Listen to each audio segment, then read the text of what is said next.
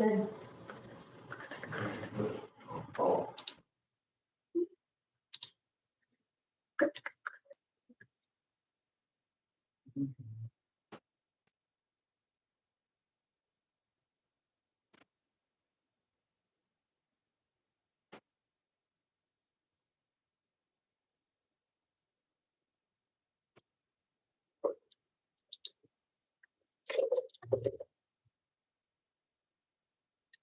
Okay, so our YouTube streaming is up and running now. Council. So we are on duty. Evening, everyone. I'm gonna go ahead and kick us off. I know we're waiting for a few others to join us, but in the interest of time, I think we'll get started. My name is Emily Helishevsky, and I am the Member Programs Manager here at the Michigan Municipal League, and I'm really excited to welcome you to our newly elected officials workshop. For many of you, this is your first league event, so it is always exciting and a high honor to officially welcome you to the league family. Many of you just won elections last month, so we are really looking forward to getting to know you. And thank you for your patience on the Zoom link situation. We know it's always challenging to be virtual. We appreciate your patience with us.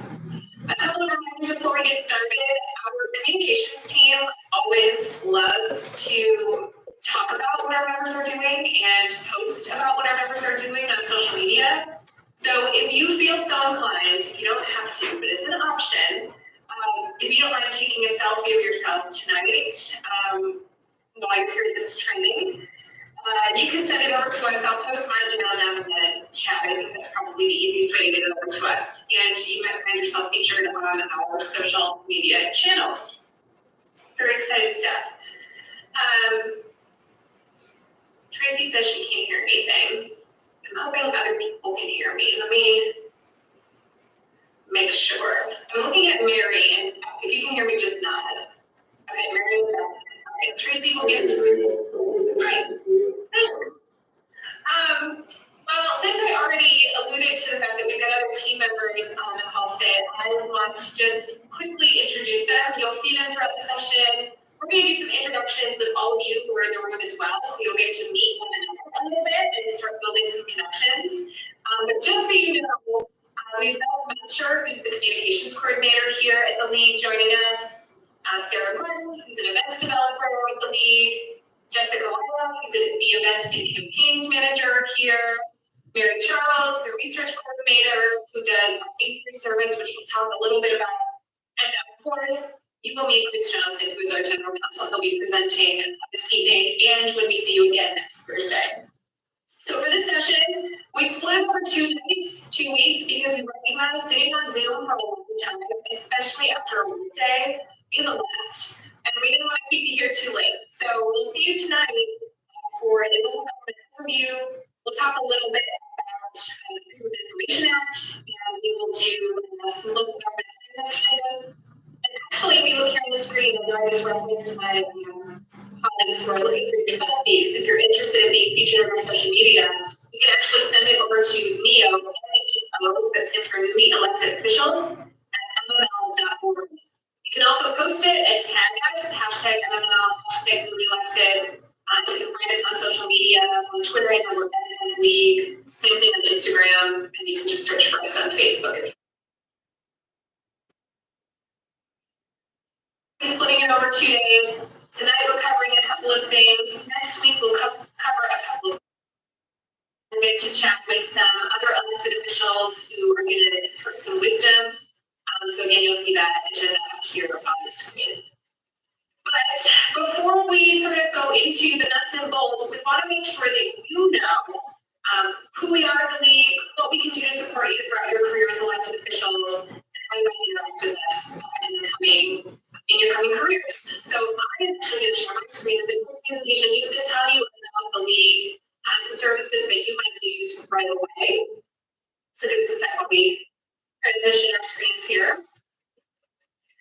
All right, so this is your League. Let's talk a little bit about what that means. to share with new members our mission statement, which is "We love where you live." And really, we are all about making Michigan's communities better by working with people such as yourselves. The question we usually get as it relates to anybody who is new to the league is, how do I become a league member, or am I a league member? And I always like to tell folks that membership in the league is done by virtue of community or municipality. So I work at the Lansing office. So the city of Lansing, for example, is a member of the league, which means their elected officials, their staff, all fall under that municipality's membership. So that's how you are all members of the league. Who makes up the league? Well, we represent 525 cities, villages, and townships. And you'll see that that includes nearly 4,000 elected officials, like all of you, and over 10,000 non-elected officials. In addition to, the elected officials and the non-elected officials, and just the number of members we have, we also represent a ton of affiliate groups, which are ways you can get more intimately involved in smaller populations with the work that we do. So the membership benefits at a glance, these are kind of highlight things that we provide with members. We have legislative advocacy and policy research, legal advocacy, which you'll hear a little bit about from Wisconsin.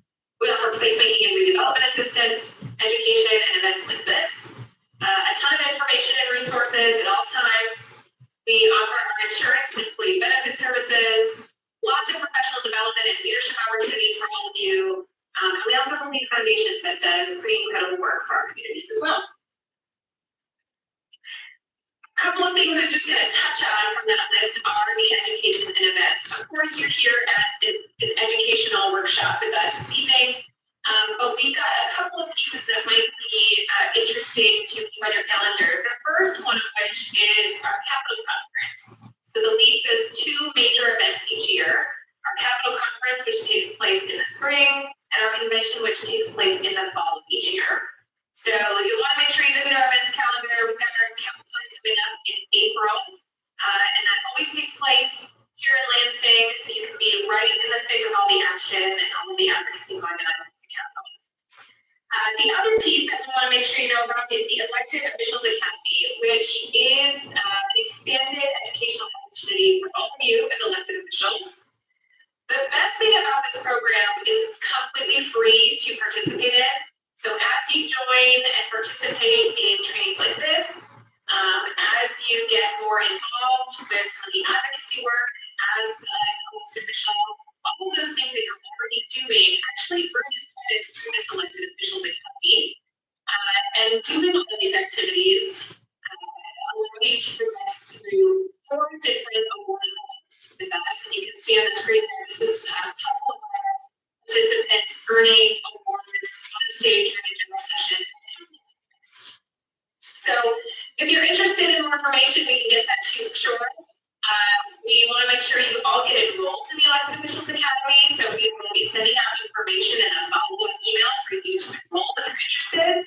That just tells us you want us to track your credits and keep you updated on your progress. And bonus, by attending tonight, you get 3 elective credits for the Elected Officials Academy. So you're already earning credits by being information, resources, and consulting services I want to point out to you. Publications, including the fact sheets. It's on a broad array of municipal topics. If there is a topic that you're interested in learning more about in a good format, those are going to be our fact sheets. So tonight and next week, we're going to be learning about things like the Open Meetings Act and FOIA. But if you want additional resources, we actually have fact sheets about those 2 important topics, in addition to a ton of others. So those are all available on our website. And I always like to point out Mary Lynn here, my colleague Mary Charles, who is the queen of our inquiry service. Inquiry service is incredible, and I like to think it's the unsung hero sometimes, because our team is brilliant and they do custom research on the community. So if you have a question about anything municipal related, our inquiry team makes sure that you get the answers that you need. So that is a good one to keep in mind.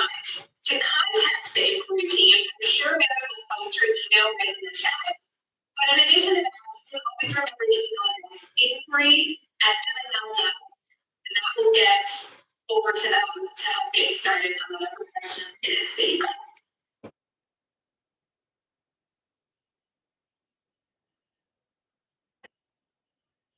Advanced weekenders. So the core weekender is a required component to complete level 1 of that Elected Officials Academy I just told you about. And it's also the next step in the training process with us in the league after you've sat through this newly elected officials training.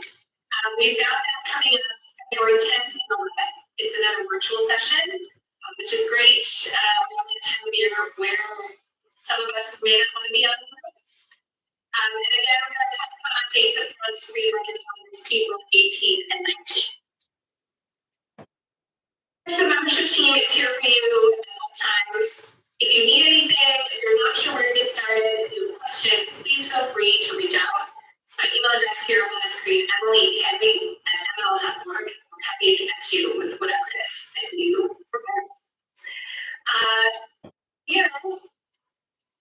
Now that you know a little bit more about us, we want to make sure that you all get to know a little bit more about one another.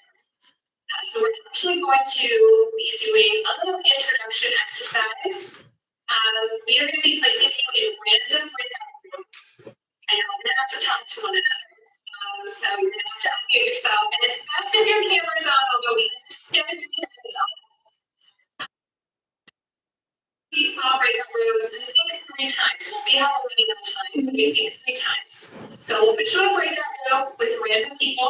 You're going to tell them your name, your title, whether you're a mayor, council person, village president, which community as well. And then what we want you to share, keep it brief, is either something that you think is your superpower, something you're really good at. So I can give you examples from last year. Some people are really good at finance, good with numbers, so they always say that because there are those of us who are non-finance folk who like to know the finance folk are, so we can ask about questions. So either share what you think is your superpower, something you're looking forward to learning over the session and next Thursday. So we're going to put you in a breakout room. It's going to be random.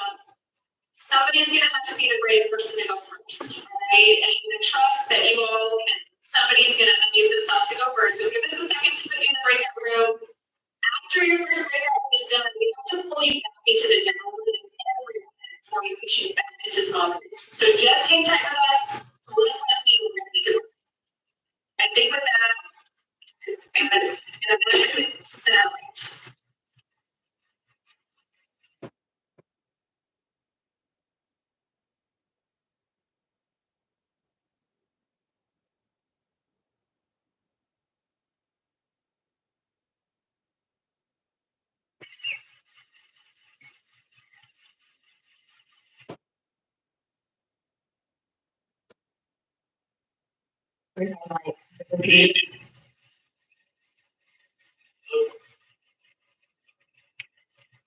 Hello.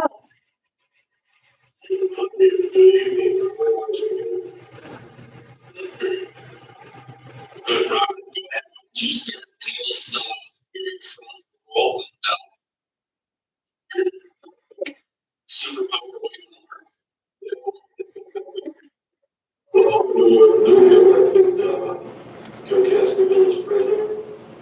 So I'm from Jocasta Village, been here for over 40 years. Been on the planning commission for 10, 15 years. Been on the council for I think probably 4 years. This later we were village president last time we was doing that, so we tried to get guidance thing. Some things I would like to get going in, and they're going right now in a positive direction. Get the council a little bit more educated on what's going on in the village law. But I only see a couple of people that's out here from the village. So the biggest challenge is to go get people educated. And I don't know how I go get educated.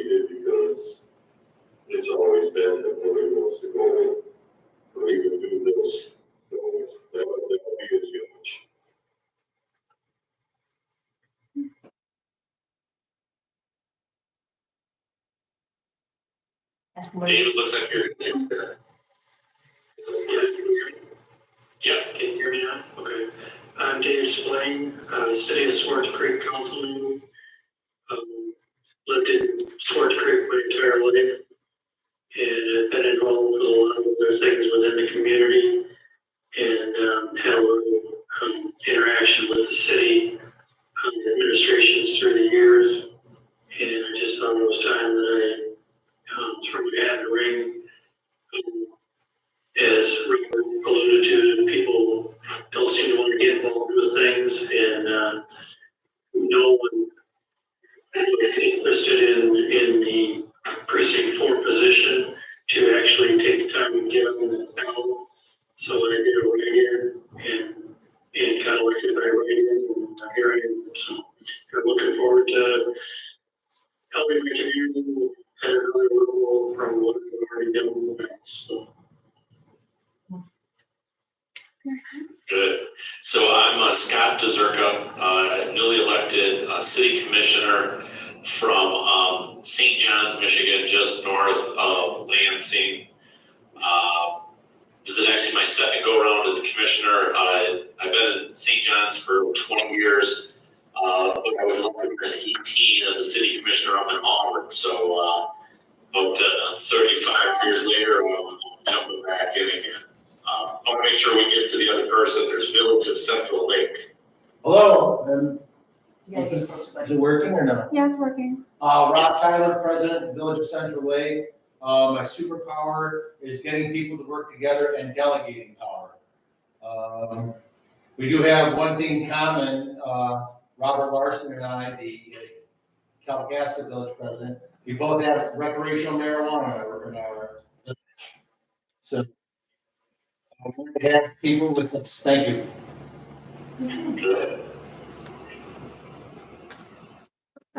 Good timing. Yeah, okay.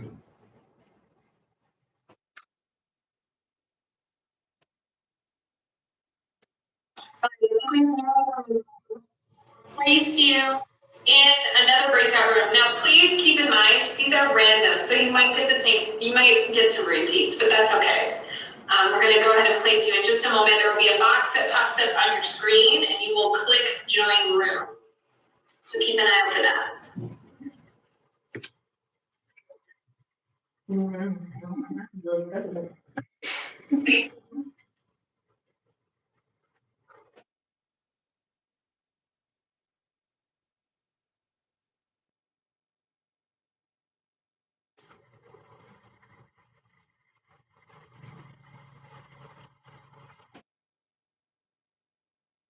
Hello.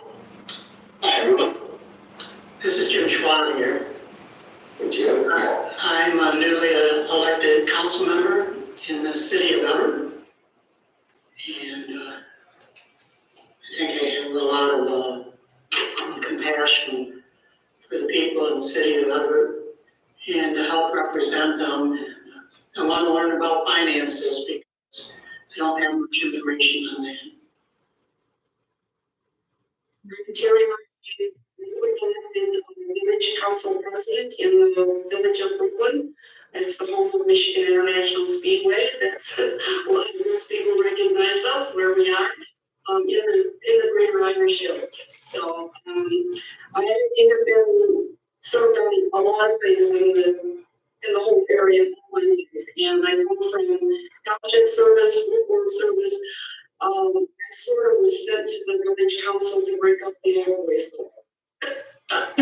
So. My name is David Goldberg. I am an official in the village of Franklin. I just joined the council just this year. I've been chair of the commission for 15 years. So finally transitioned into the position. One there is having been planning a long time, I have a lot of experience in writing ordinances. This is an Jennifer from the village of Branson. If you want to use functions and to test it on the board. Yes, really nice. don't really have super. I am new to Michigan, so I need to learn a lot. That's okay. Yes. Well, so we're gonna close in 42 seconds. Who's on? Somebody else is on Central Lake. This is my second term as president of Central Lake. Good evening, everybody.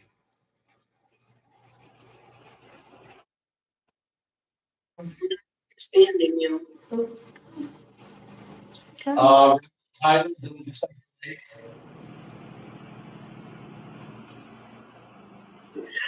You're breaking up when you speak. Robert Tyler, President of the Village of Central Lake. All right, this is my second term as president. There we go.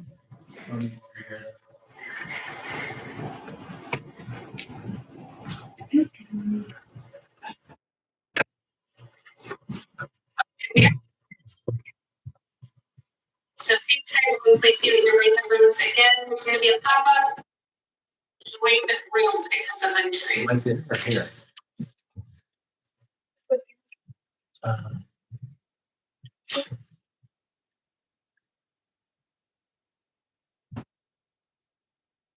I'll stay right and There's two. There's one more. There's one over there. Awesome. The place looks nice here. Thanks. David,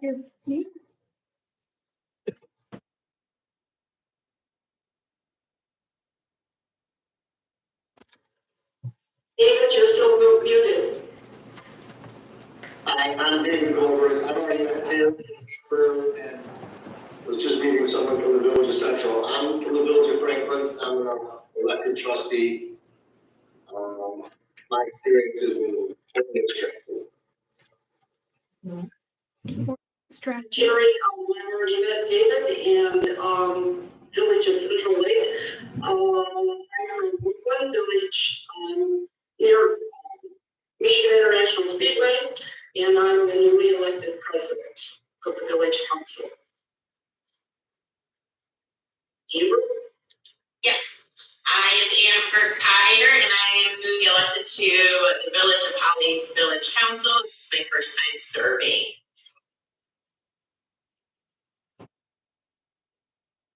Rachel? I'm Rachel. I'm the Village Fairhaven Clerk. This is my second term. I was the treasurer previously. I'm the elected clerk, yes.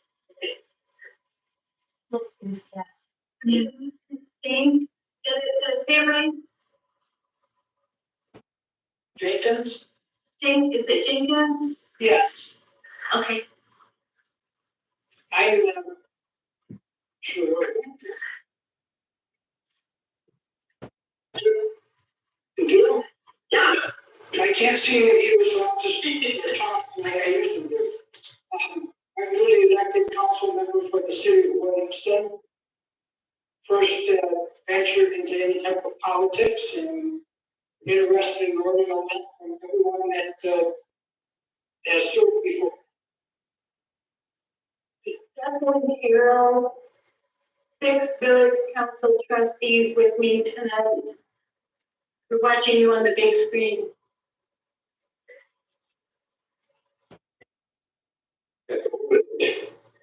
We did. We actually got everybody. I'm very excited for it. Yeah. We are. Are you all new? No, actually, we have our president is now the president pro tem, that's Mr. Wilburn. And then our previous president pro tem is Ron Carson. Then we have 3 new people. Heading the work with Angstrom, and then Oswald, who's been with us for a few years. And then we have one other in another town, Richard here, he's attending the meeting by himself. Town tonight. So we really do have everybody. That's great. Central Lake, did we hear you better? No, because we're muted.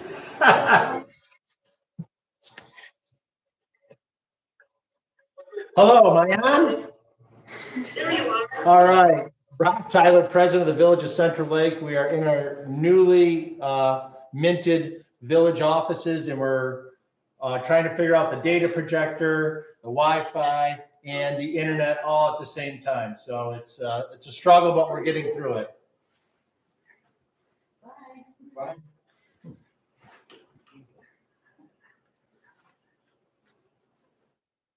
All right, well, that was fun. It was great meeting all of you and having a moment to let you all introduce yourselves to one another. I didn't get to say hi to everybody, unfortunately, but hopefully you made some connections with other league staff and with some colleagues in local government. Keep up as you continue your careers. But since we've done some introductions, we're going to move into the content piece of the training tonight. And some of you have already met him in our breakout rooms, but Chris Johnson, who is the general counsel here at the Michigan Municipal League.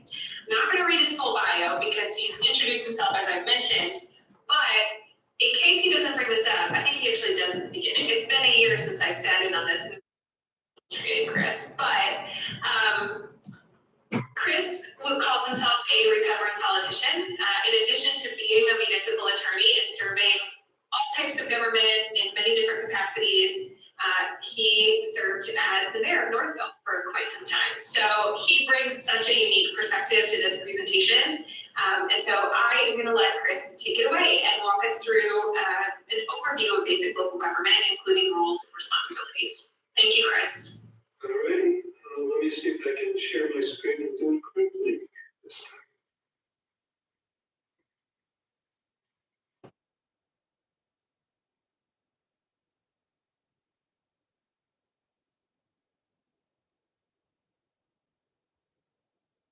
There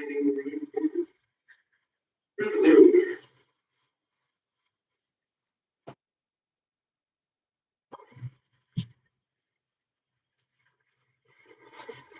All right, as we just mentioned, I consider myself a recovering politician.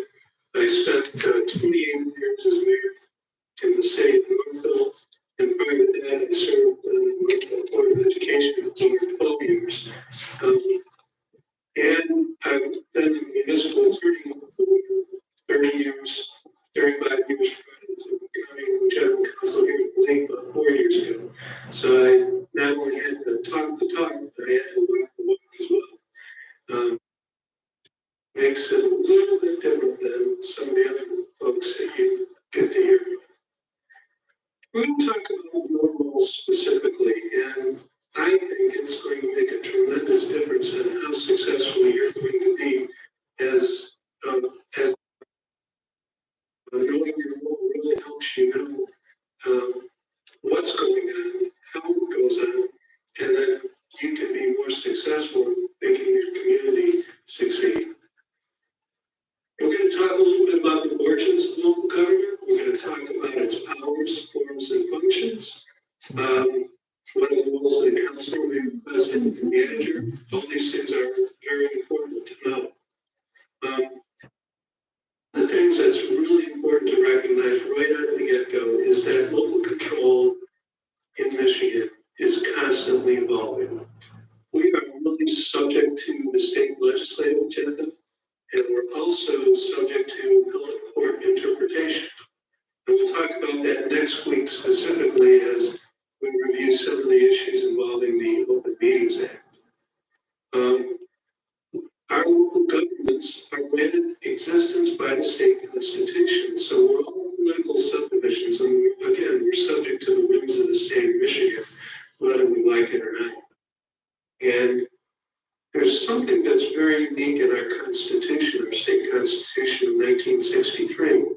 It grants home rule authority to cities and villages, which was initially in the 1908 constitution, but it really shored it up.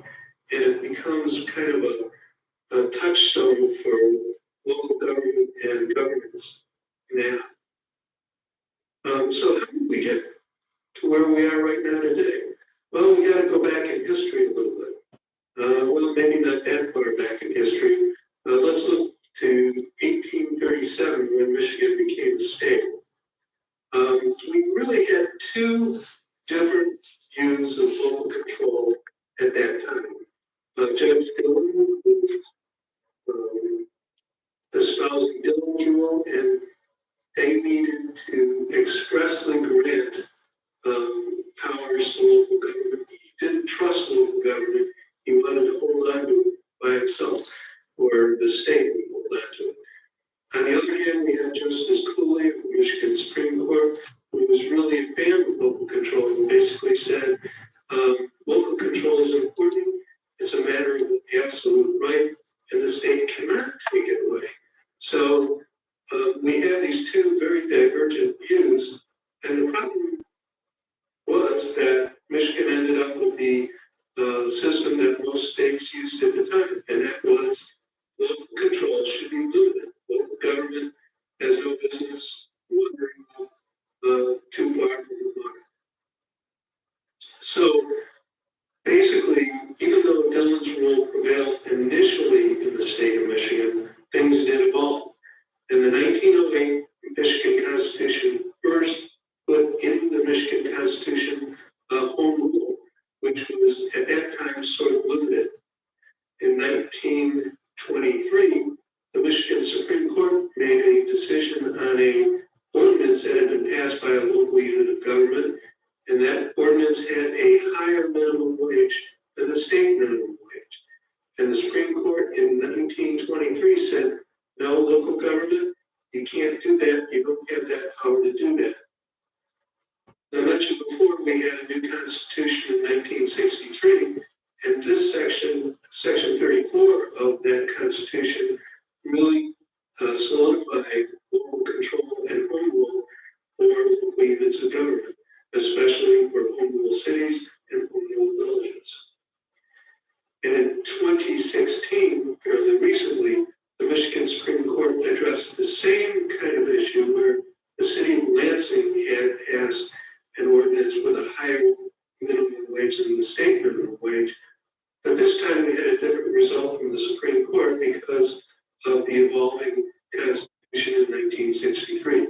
They held that the city could pass a ordinance which would have supersede the state minimum wage. So as I mentioned before, we're constantly in a state of evolution. Legislation is passed all the time by Lansing. Our state legislature has been very active, and some statutes empower local units of government with different things, and some statutes constrain us. In all situations, though, the courts, especially the Court of Appeals and Michigan Supreme Court, actually interpret all the statutes and the Constitution on a regular basis, and that results in things evolving and changing as well. So we have to stay up on court interpretations as well. And finally, if you haven't already figured this one out, it has a lot to do with what you're going to be doing. I know in my community, we had 40 people show up on an issue. Boy, we look out at the crowd and say, uh-oh, what did we do wrong now? So you'll find that public opinion really does matter, and especially at the local level, these will be your friends and neighbors coming in to let you know how you are doing. So we have lots of types of government in Michigan. We have, first we have counties. There's 83 Michigan counties. I like to say that I don't know how many of you have been in all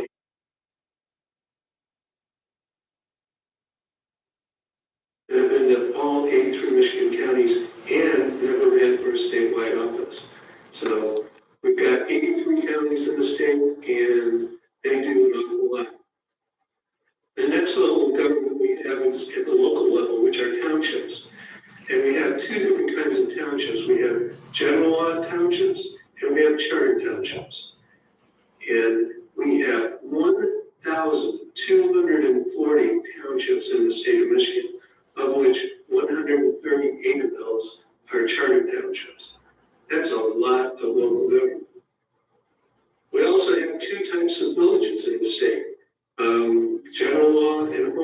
villages, and we have 253 villages in the state. And finally, we have cities, and there are multiple kinds of them. We have home rule, we have 4th and 5th class, which are being moved in slowly to the home rule cities, and we have one special charter city. That city is the city of Mackinac Island, and they're special because they have a special charter. We have 280 cities in the state of Michigan. And finally, we also have special purpose units. For example, school districts, intermediate school districts, authorities, district libraries, sanitation authorities, police and fire authorities. These are all local units of government. They have legal standing as its own government. There's over 500 school districts in the state of Michigan. So when people say we have a lot of government in the state of Michigan, they're absolutely correct. We have lots of local government in the state of Michigan, probably a lot of overlap. But if you ever suggest making a change, people really get upset and want to go to war. Now, county government has a lot of functions. It's the largest unit of government except for the state itself. And they have what's called delegated powers only. There's several statutes that deal with county government, and if a power is listed in those statutes, then the county can do that particular function. Courts narrowly interpret that though. So if it's not in the statute or something that's very the statute, the courts won't let counties do that kind of function or have that sort of power. They're responsible for the criminal justice system in many situations.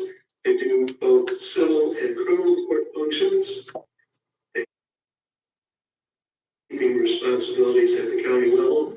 They do tax assessing and collecting. And they also do road acquisition, construction, and maintenance.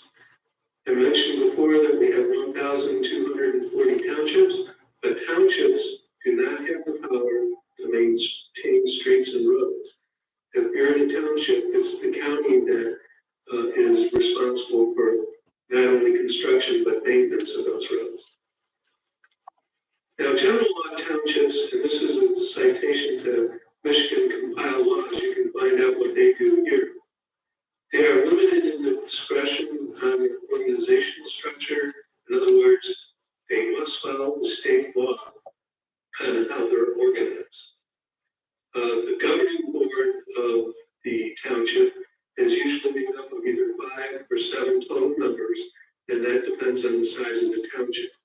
There's a threshold population level that they have to meet to get to the other 2 trustees. They're responsible for assessing property, they're responsible for collecting taxes, and they conduct the local, county, state, and national elections, which is a very important role. Finally, they have an elected supervisor, an elected clerk, and elected treasurer. But this is kind of unique in that they also serve as members of the township board. So you're actually getting some crossover between an executive office and the legislative branch of the government, because a clerk, supervisor, and treasurer do serve on the board. And finally, township board, both charter townships and general townships have the ability to hire a manager to run the day-to-day activities. Our townships are found at MCL 42.1 at SAC, and they don't have an individual written charter. So it's kind of a misnomer when you say charter township. When I think of charters, I think of a unique, sets out the roles and responsibilities of a specific government. But the Charter Township Act serves as the charter for charter townships. Again, there's 138 charter townships in the state of Michigan, and they have a little bit greater protection from annexation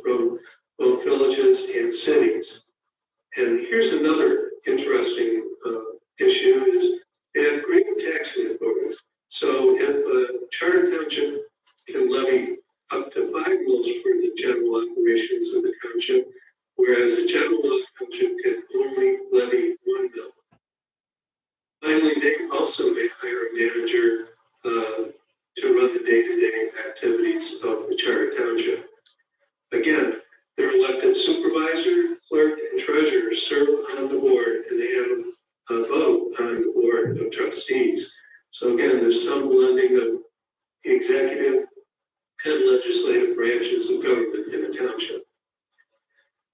Now we have villages, and there's two types of villages in Michigan. We have a general law village and a home rule village. And historically, villages were formed to provide for increased services when the population reached a certain density. For example, they wanted to be able to allow villages to license and regulate various forms of commerce. A big one was establishing their own water supply and sewage system.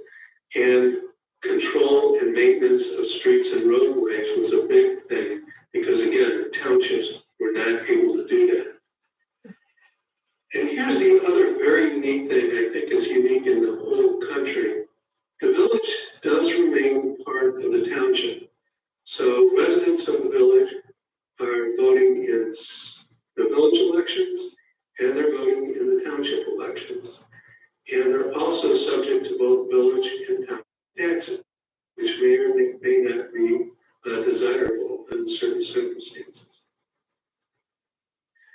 The general law villages are governed by the General Law Village Act, and that's why we have a separate handbook for general, which is totally different than the one for home rule cities and villages.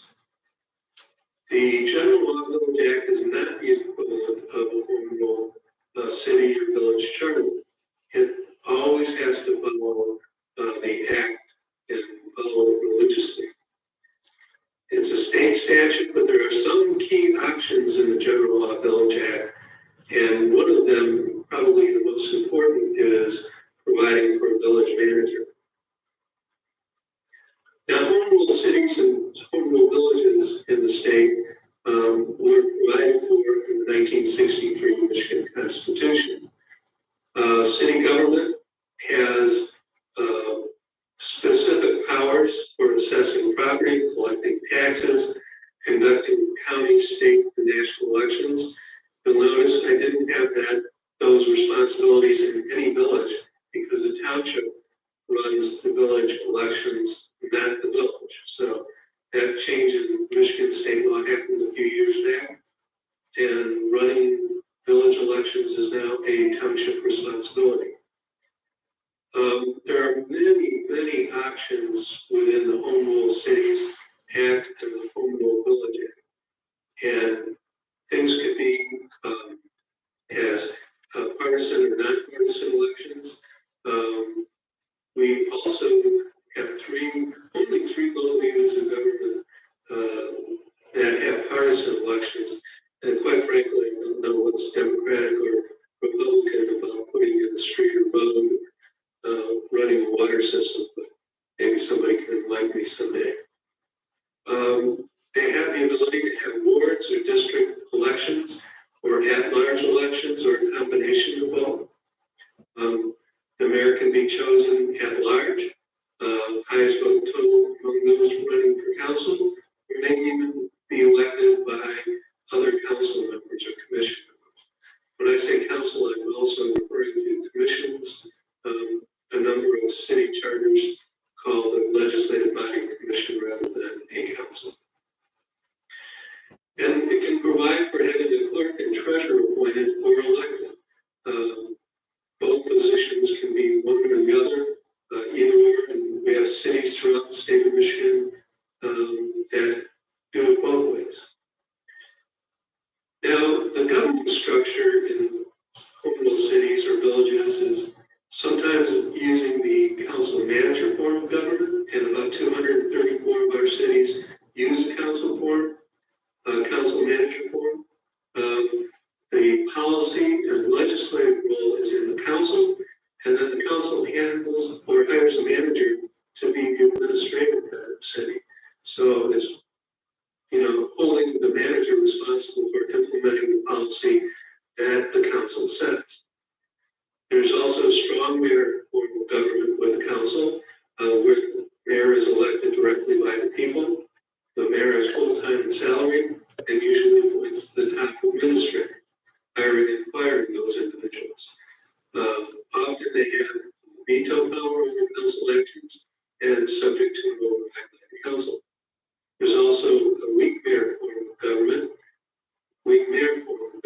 where the mayor is a member of the council, chairs the meetings, and is a ceremonial officer, but the department heads operate independently, and the mayor is not the central administrator, but rather the manager is.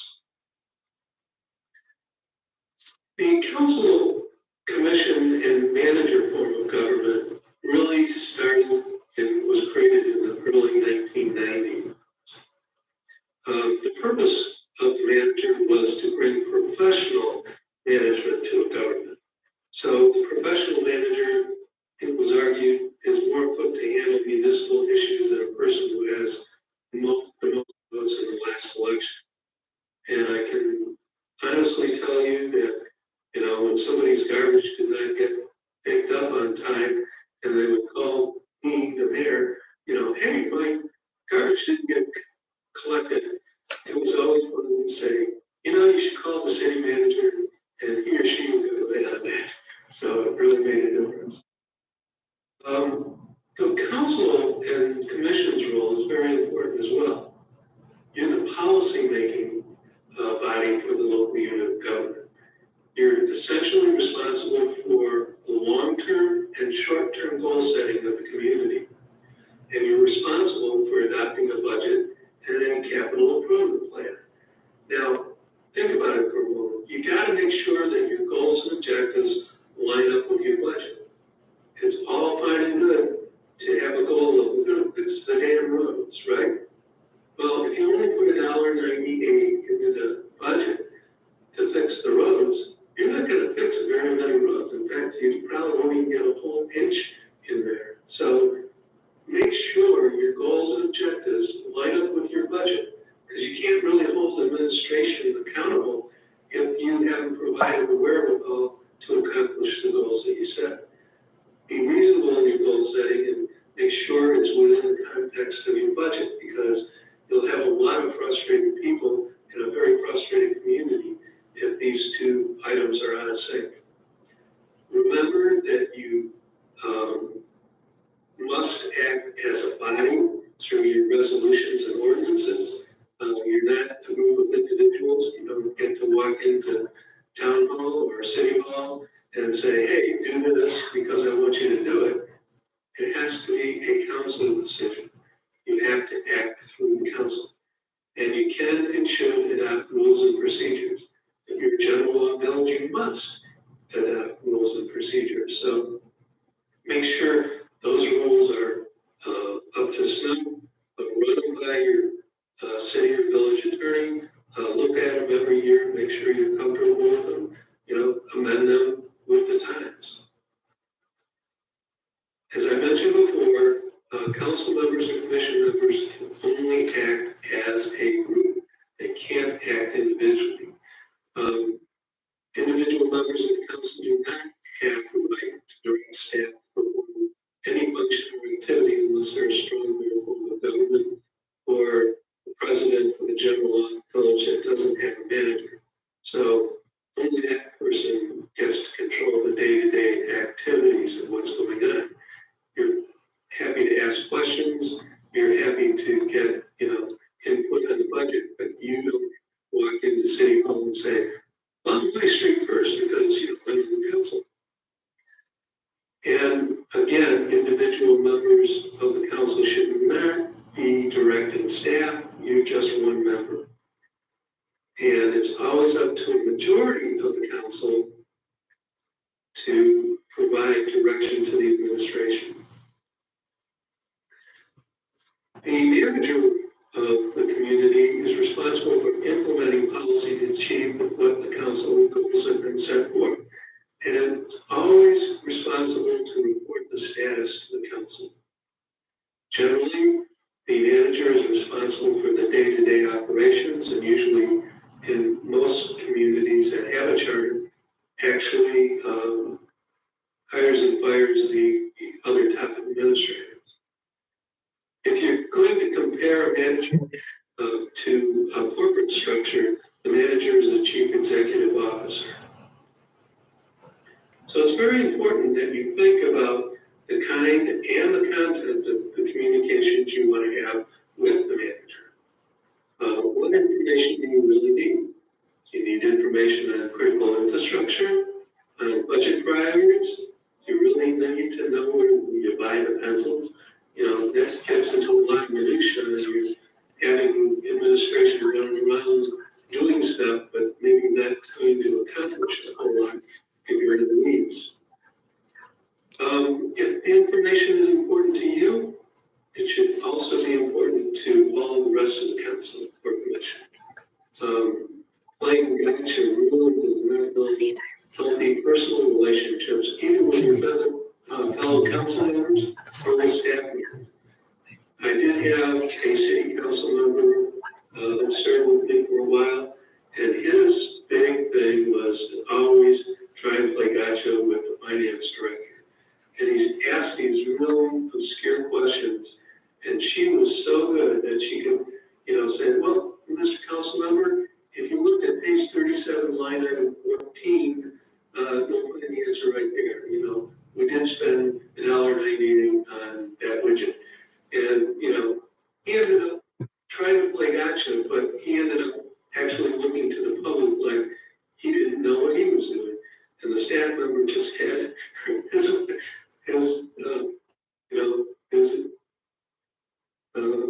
just kind of coming right back. We also have the election in a council manager form of government, and it can be elected by the city voters, or it could be elected by the majority of the council or commission. I've seen it both ways. It makes for interesting dynamics if the mayor is chosen by the fellow commission members or not. And it's very important to read your charter to find out who does what and where they do it. In a strong mayor form of government, the mayor is usually elected in a citywide election, is the chief administrative official, and does not have a vote on the council, but has a veto.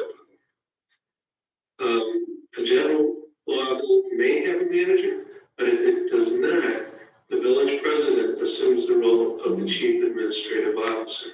So again, know the kind of government that your local village has, and adhere to that. Think about the kind and content of communication you want with your fellow council members. As I mentioned before, you're acting as body. That means you need to win over some fellow board members and fellow council members to accomplish your goals.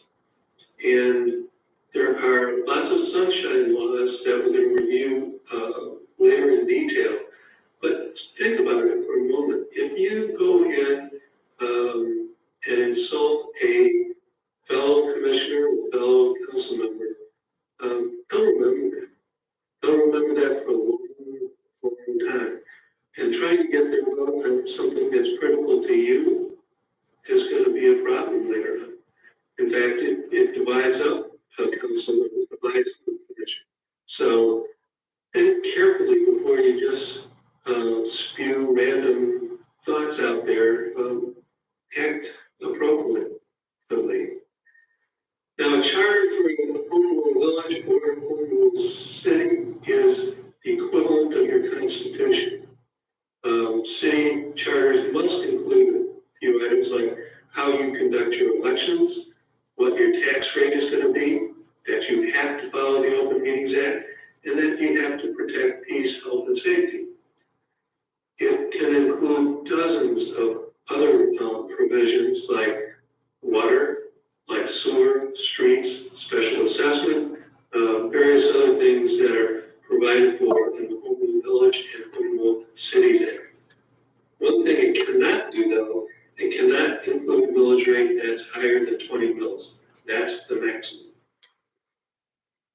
So your most important first step for mayors and home rule village presidents is read your charter. And for general law village presidents, read the General Law Village Act. These are critical in knowing what you can do and how you can do it. Who does what in the community is very, very important. And if you only take away one thing from tonight's presentation, go back and read your charter. Read the General Law Village Act. Know who does what in your community. Now, ordinances are the equivalent of state statutes. So it's a local legislative act compared to a state law or act. It's for a local unit where a statute is either state or federal. By the way, if you want to have it with the force of law, you need to make sure that you do it with an ordinance rather than a resolution. Resolutions give a sense of where you're at, but to make it have the force of law, you need to adopt it as an ordinance. Now, let's talk a little bit about the responsibilities of the presiding officer, depending again on your charter and who does what at your city or village meetings. You're supposed to acknowledge members that are wishing to speak. Being courteous to members of the council and to the public is important. It is truly amazing how your community will start viewing the whole community based on the performance of the person sitting in the presiding chair. Fairly enforce the rules of council. If you have a time limit, and fairly enforcing public comment portions of the meeting is important as well. If I let Sam talk for 10 minutes and I only let Dave talk for 2 minutes, people will notice that.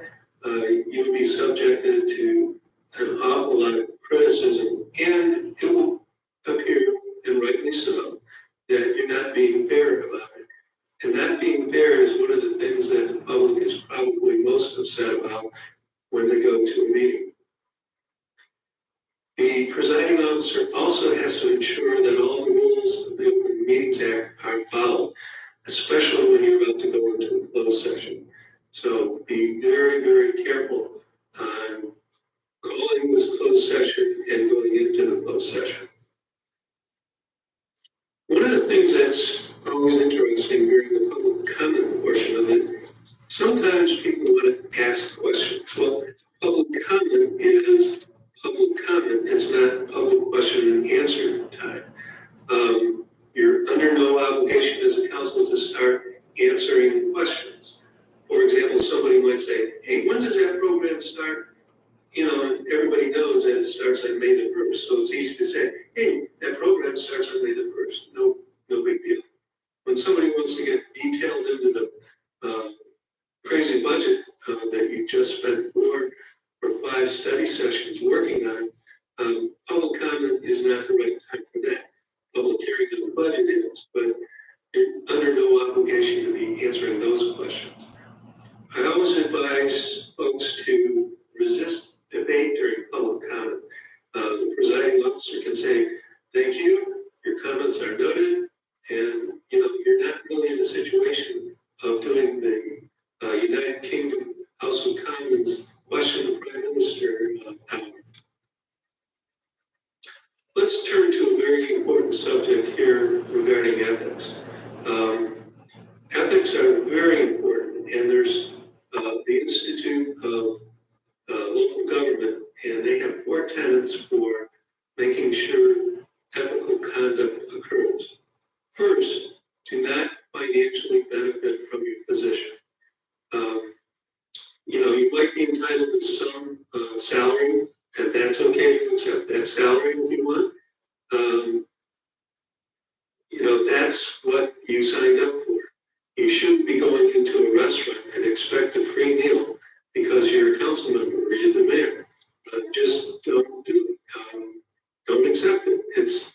It will come off as terribly annoying to members of the general public. And obviously, that business owner is going to be a little bit upset with you for running with his problems. Do not receive special benefits by virtue of your position. I was mentioning snow removal a while ago. Well, it happens that I live on Main Street in my community, and Main Street is one of the first streets that is plowed in my community. Well, the reason for that is because the fire station is on Main Street, not because the mayor lived on Main Street. And what was always really ironic was my garage is on the corner and it actually backs into West Street. And that's one of the last streets in Norfolk that gets plowed, if it even gets plowed. So, people, you gotta correct those misperceptions out there and don't benefit from having a position. Another important aspect on ethical considerations is not to be secretive in your decision making. That's really important. The more open and transparent you can be, people will not necessarily agree with the decisions finally made by the council, but they'll understand where you've been and where they're going because of it. And finally, do not let favoritism or bias cloud your decision making. I will not forget a particular time we were having public comment on a really important issue, and somebody gets up in the back and says, "Mayor, have you ever thought about doing it this way?" And, I was kind of taken aback and looked at my fellow council members, and we had not considered it at all. We just hadn't thought of it before. Well, guess who was on the committee the next day? That citizen made some really good contributions on that particular issue and really resulted in a better end product for the city. And I was really happy that we did that. It's not flip-flopping, it's taking into consideration new information that you have. And it's very important in this day and age of social media. And again, while it's a good tool to communicate with your citizens, great care needs to be made by individual council members not to represent their own views as that of the city or the village. Again, you're one member of the council, you're not the village council or the city council. And unfortunately, sometimes conduct can really cross the line and get you in criminal trouble. Southeast Michigan and other areas of the state had a lot of FBI investigations going on, kickbacks. I mentioned before, don't take anything for any reason. It just is going to land you in a world of hurt. So be mindful of ethical conduct. We've got a lot of statutes that give you some guidance in the state. And you'll get a copy of this presentation as well with your materials. Take a look at all these things. And one of my favorite quotes is from Potter Stewart, who used to be a United States Supreme Court Justice. And his quote is, "What you have the right to do does not equal what is right to do." And a very astute observation. Make sure that you're getting all that input from your community and, make that correct decision, not the decision that seems most expedient at the time. Potter Stewart also was famous for his line in a particular case and said, I can't describe it in writing, but I'll know pornography when I see it. So he's a very astute person. So here are some of the presentation materials that I've relied on, and they're all available to you at any time. So let me stop. And if there's any questions some of you folks may have, I'd be happy to answer those on roles and responsibilities.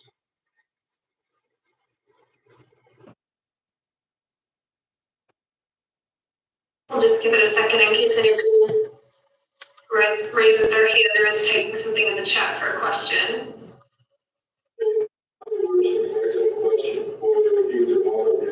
You mentioned some of the handbooks. Where can I get copies of the handbook? We will send those to you. And again, those will be either Oakville City and Village has a separate handbook and then general This is options. just the first part So of the. a copy I think this was supposed to go Yeah. down.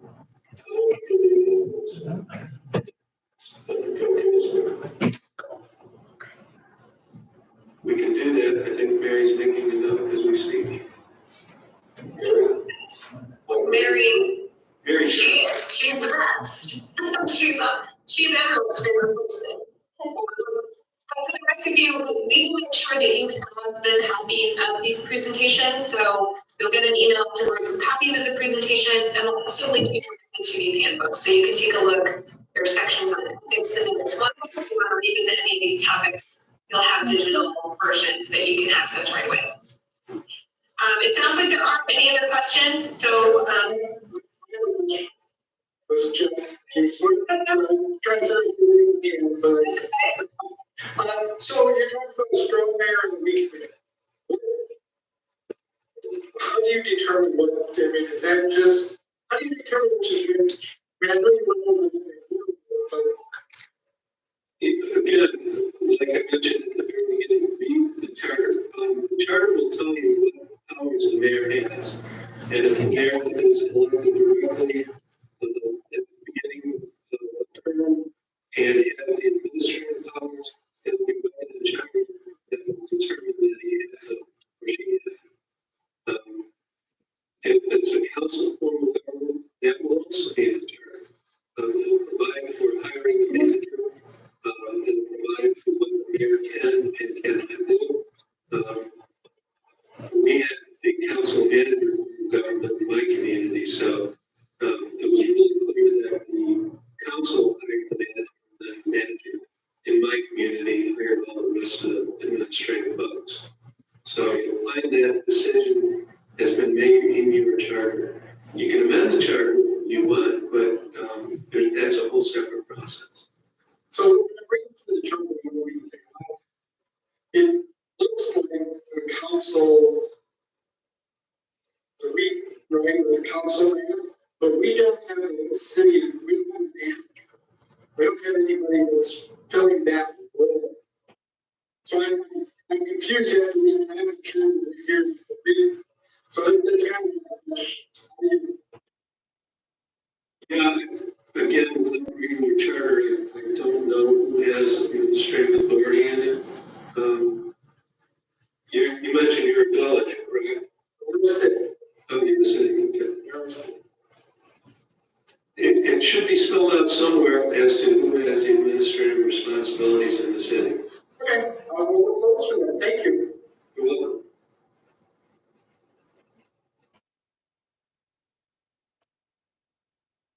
what city you're from as well? The Lightsville. Got it. Thank you. All right, so we've got a lot of information to continue to get through. We're going to take a really quick break, just 3 minutes. 3 minutes, get up, stretch your legs, get some more coffee, do a few jumping jacks if you need to, the blood pumping again. We will be back here at 7:15 to move right into our next piece.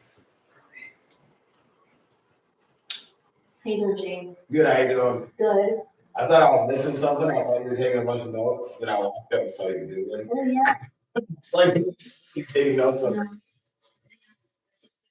Is that? Oh, yeah, there was on his run, he rode around and, you know. That's why I'm too dumb. Yeah. Yep. So taught me beautiful. Good idea. That's, 82. it's funny because I've got books of doodles going back like decades, Yeah. and I can't date them. This was a staff meeting, which I went, and I can look at the doodle and remember what you said by looking at the doodle. It's weird. I was listening to and his doodle is that he could draw the entire United States by memory, every state.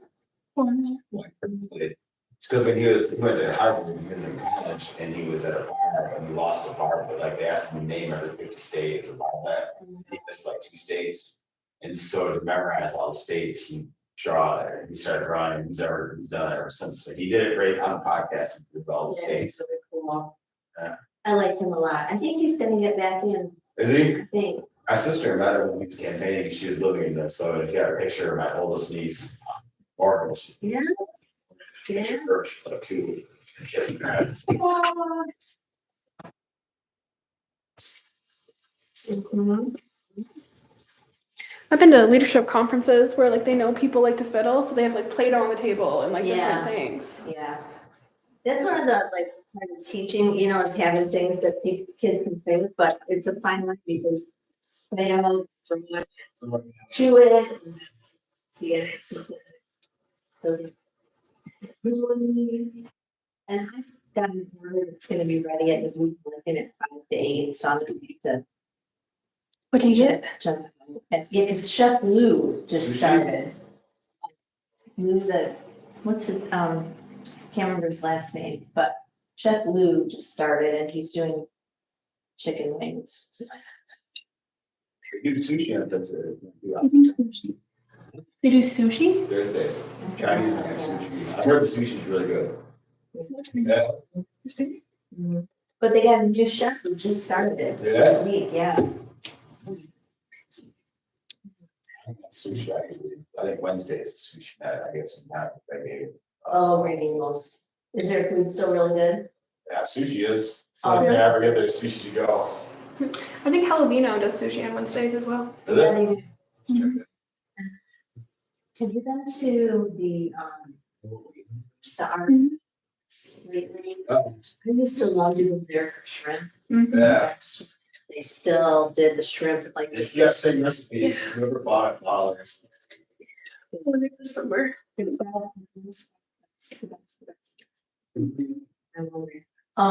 Arbonne by Charlevoix, but I think it's called the Arbonne. Mhm. Funny. 2 years, I never, so. I can tell you lots of food, I go there afterwards sometimes. Oh, where's that? So, Team, it's a food truck. so we can make sure that everyone to come this evening. And our next speaker is Chris Johnson, yet again, the man of the hour. We are gonna move right into the Freedom of Information Act, so take it away, Chris.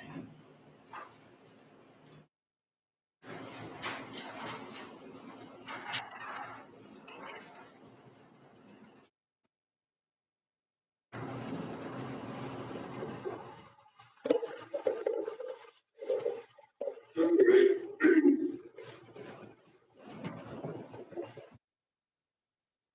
The important aspects of local government now, and it affects every one of you, are the Michigan Sunshine Laws. And we're going to talk about the policy, what's covered, how the communities need to respond, exceptions, some court decisions, and we'll also handle some of your questions. I think, again, you need to understand a little bit of the history in all of this because it makes a big difference. Where we've been with these sunshine laws. Now, the first federal FOIA was signed in 1966 by President Johnson, and there was a real effort at that time to try and make things as transparent as possible. However, we ended up with a transition, and President Nixon wasn't really nearly as open and transparent as his predecessor. Next, we had the Watergate scandal where, the president was resigning. He was, accused of having secret lists in the White House of enemies and how he was going to handle, the various investigations that would be done by the IRS and other folks. And people were really upset about that. So the Michigan legislature at the time, in 1976, enacts 2 sunshine laws. The first is the Freedom of Information Act, which we'll discuss in detail now. And the second was the Open Meetings Act in 1976, and it was effective in 1977. There's a couple ways to look at Michigan Sunshine's laws. One is, everything's open above board and everybody's happy about it. Of course,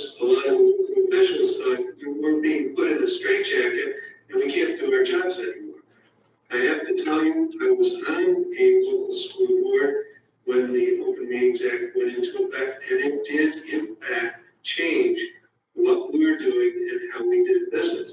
I couldn't go down to the bar anymore and decide what was going to happen at the next meeting while we were at the bar instead of being at a public meeting. So the policy of the Freedom of Information Act is pretty simple, and it comes right out of the statute. All persons shall be entitled to full and complete information regarding the affairs of government and the official acts of those who represent them. By the way, they have people who are incarcerated and convicted of crimes are not defined as a person. So the folks that are incarcerated in your local jail or in a state prison don't get that right to FOIA if they've been convicted of a crime. And the courts are very, very strong on supporting FOIA. And here's a quote from a 2014 case where the people shall be informed so that they may fully participate in the democratic process. This is a theme we find over and over and over in Freedom of Information cases. So, what must you provide as a community? Well, you have to provide a public record, which is considered to be a writing, which is prepared, owned, used, or in the possession of the public body and the performance of an official function from the time it's created. Now, what is a writing? Well, it gave you a very clear definition of what a writing is, and went back to things that were in existence in 1976. Handwriting, typewriting, who does that anymore? Printing, photostat, I don't think we see that much anymore. Photographing, photocopying, and every other means of recording. And here's the real pinch at the end of this definition section. Or other means of recording and retaining meaningful content. And why do we have such a broad definition? Well, this is a picture of Rosemary Woods, and this is allegedly the position she was in when she accidentally erased 18 and a half minutes of the Watergate tape that were being, that Congress was seeking as they were investigating the Watergate matter. So what's the legal significance of it? It means that a writing is more than just something that's written down on paper. Yes, it does include stuff that's written down on paper, but it now, because of the way the courts have interpreted the Freedom of Information Act, it includes emails, it includes text, it includes entry on a mobile data terminal. A lot of police departments don't use the radio anymore because, the bad guys can listen to the radio. But the mobile data terminal, if a police officer enters something into that, it's at least subject to a FOIA request. It may not be granted, it might be an exception, but it's still, the police officer has to remember that that material can be requested under a FOIA request. So the basic requirements for the governing body is to appoint a FOIA coordinator. And it's actually the FOIA coordinator that will be handling the day-to-day activities. And quite frankly, I know one person who's just become a mayor of her community, who used to be the clerk and the FOIA coordinator. We used to have regular contact on what needed to go into the FOIA response and what did not need to go into the FOIA response. I have a tip though. Do not appoint a procrastinator as your FOIA coordinator. It's important because we have very tight timelines that the matter be dealt with promptly and expeditiously because there are very tight timelines.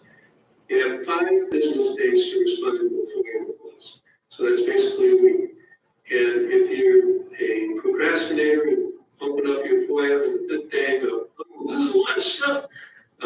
Yeah, you can still get the 10-day extension, but you might need more than the 10 days to get that response out. For example, somebody requests all of the documents related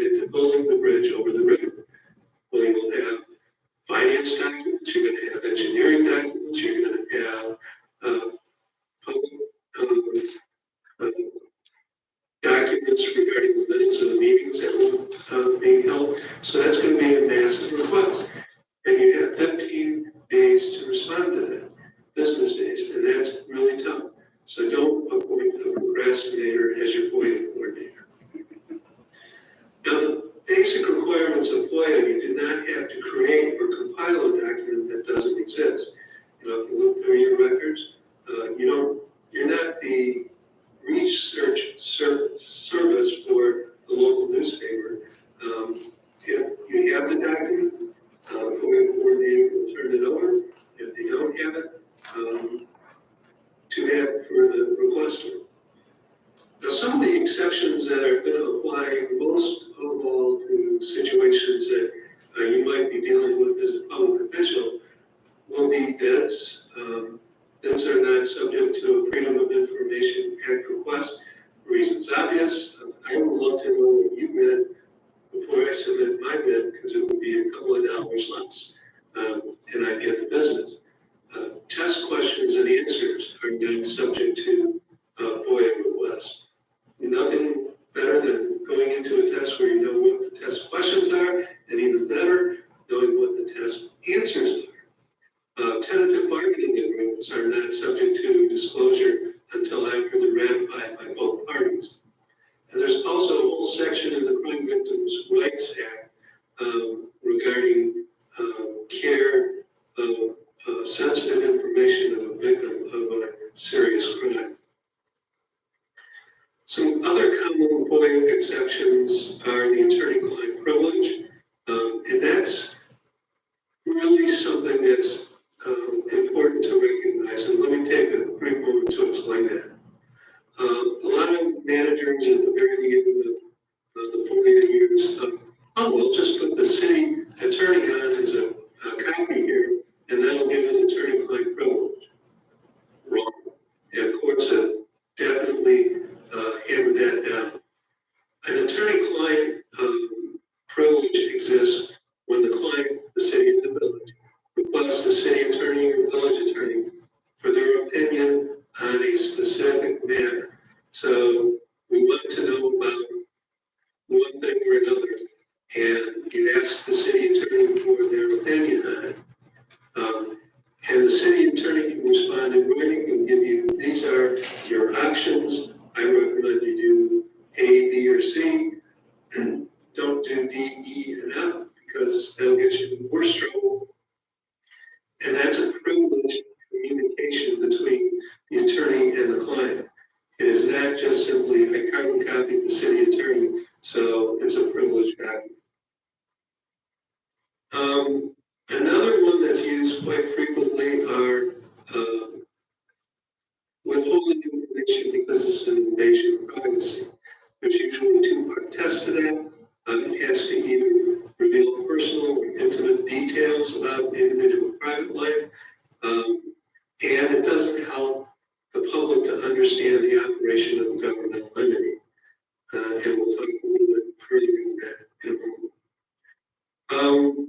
Personnel records generally, other than law enforcement, including salary and performance reviews, are not exempt. So you can assume if you're the city clerk, you may not have very much privacy in your personnel file. Although it would be important for the FOIA coordinator to review the policy for the personnel file in detail, because you want to redact things like social security numbers, banking information, children's ages, where they might go to school, that sort of thing, emergency contact information, things that are purely private. But police officers do have a right not to have no personal files requested under FOIA. And the reason is kind of obvious. Bad guys want to do bad things to the officers that arrested them and put them in jail. And we're trying to protect the officer in that situation. Always information regarding medical information, counseling, psychological records, and social security numbers are exempted. So even though you might be getting, or somebody might be requesting a personal file of an individual that works for the city, they don't get that information. And it's very important for the FOIA coordinator to have a real basic understanding that those materials do not go out. So that's an important thing to know. as I mentioned before, they have allowed two different reasons under the FOIA for redacting law enforcement records. If the law enforcement agency can show that the release of information would interfere with law enforcement proceedings, they can withhold that information.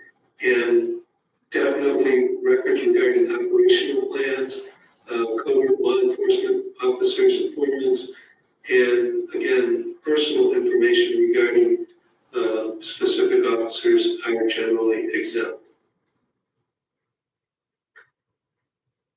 You know, this was science fiction in 1976. It didn't exist. You know, your personal laptop, your personal desktop computer, the one that you use at work, the one that you carry around in your briefcase all the time, it didn't exist in 1976. And this did not exist in 1976 as well.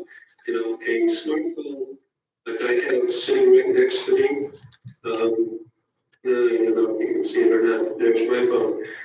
That has more computing power, by the way, than the lunar excursion module that landed on the moon. And it's like right out of Dick Tracy. And if you don't know who Dick Tracy is, you can Google that and find out about the two-way wrist radio that was just science fiction in 1976. So lots of things have changed since 1976, and we have that very, very broad definition. Such thing as email. There's no such thing as social media. There's no such thing as text messaging. This is all new since FOIA was passed in 1976. So email clearly falls within the definition of writing, and that email is prepared, owned, and used in possession of the public body. It also applies to voicemail. It can also possibly apply to email that goes to your own home email or your own or the computer provided by the city or to your personal smartphone. Now, there's a very important case out there that's the leading case on this type of thing. And it's called Howell Education Association versus the Howell Board of Education. And when I do FOIA coordinator training, I spend 4 hours on, you know, just the basics of FOIA to the FOIA coordinator. But there's two huge takeaways in this Howell Education case. And the first is the court created a new concept known as purely personal communication. And by that I meant the school district was in possession of all sorts of emails from teachers because they said you can use it. You can send your emails to your spouses or other members of the staff, no problem. And we just aren't going to disclose it. Well, a citizen in Howell had all of the emails that were in the system, and the school board attorney looked through all the exceptions and couldn't find one that would apply. So they were going to release all of the emails, completely all the emails in the system. And what the court held in the Howell case was some of this stuff is just purely personal stuff. Like a teacher might email the spouse and say, you know, I'm in a meeting, it's going longer. Can you go and pick up, you know, Junior at daycare? Or it might be something like, do you want to go out for dinner after this meeting? You know, famished, whatever. And they also held that purely personal communication also included the back and forth between the union and the school district regarding issues like discipline and like maybe some arbitrations that were going on. So they created this exception that did not exist in the statute, and it's known as purely personal communication.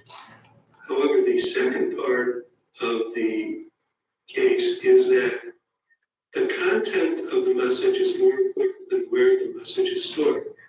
So I always advise folks to, if you're given a city or village email address, use that for all your communication. Because then when a FOIA request comes in, your FOIA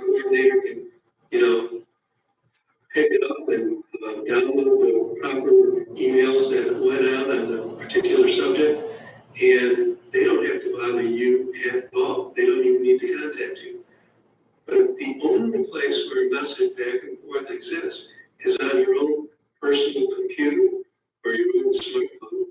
A circuit court judge may and often has required public officials, elected officials, and appointed officials to turn over their own personal hard drives and make clones out of them and have a special master review for different communications that went back and forth on that particular device. I know it has happened in communities. There was a community close to where the office is located where individual council members were texting back and forth, actually making fun of people that were getting up and speaking in public comment. Oh, that person's really bad, you know. Oh, that person's really ugly. And this person doesn't make any sense when they talk. Well, somebody FOIA'd that, you know, texting that was going back and forth. And the circuit court actually required those communications to be disclosed. And guess who lost the next election? So actions like that have consequences. And just because you say, I own my own personal device, does not protect it in any way, shape, or form. It's what is contained in the message. And if it deals with city or village business, a court may order you at some point in time to turn it over. We have a lot of FOIA resource materials available. We have what we call our one-pagers from the MML website. Just kind of go on and look for the ones that deal with FOIA.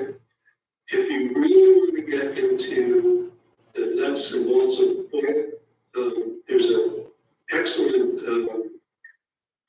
Michigan municipal law book that's published by the Institute of Continuing Legal Education. And it was developed in 2012 and then revised again in July of 2018. And that probably includes the most detailed analysis of FOIA that you'll ever want to see. It's tailored for attorneys, but I think if you're really into that subject, that's probably the best guideline I know. So take a check at all those particular resources, and I think you'll find that FOIA isn't as nasty a subject as you may think it is. It is certainly a tough one for the FOIA coordinator. There's a lot of issues that get involved, and that's why there's often a lot of communication between the FOIA coordinator and the city or village attorney. And with that, Emily, I will take any questions from Sam on the point. Right? Go ahead, David. I see you. Raise your hand. Oh, you have to unmute yourself. Sorry.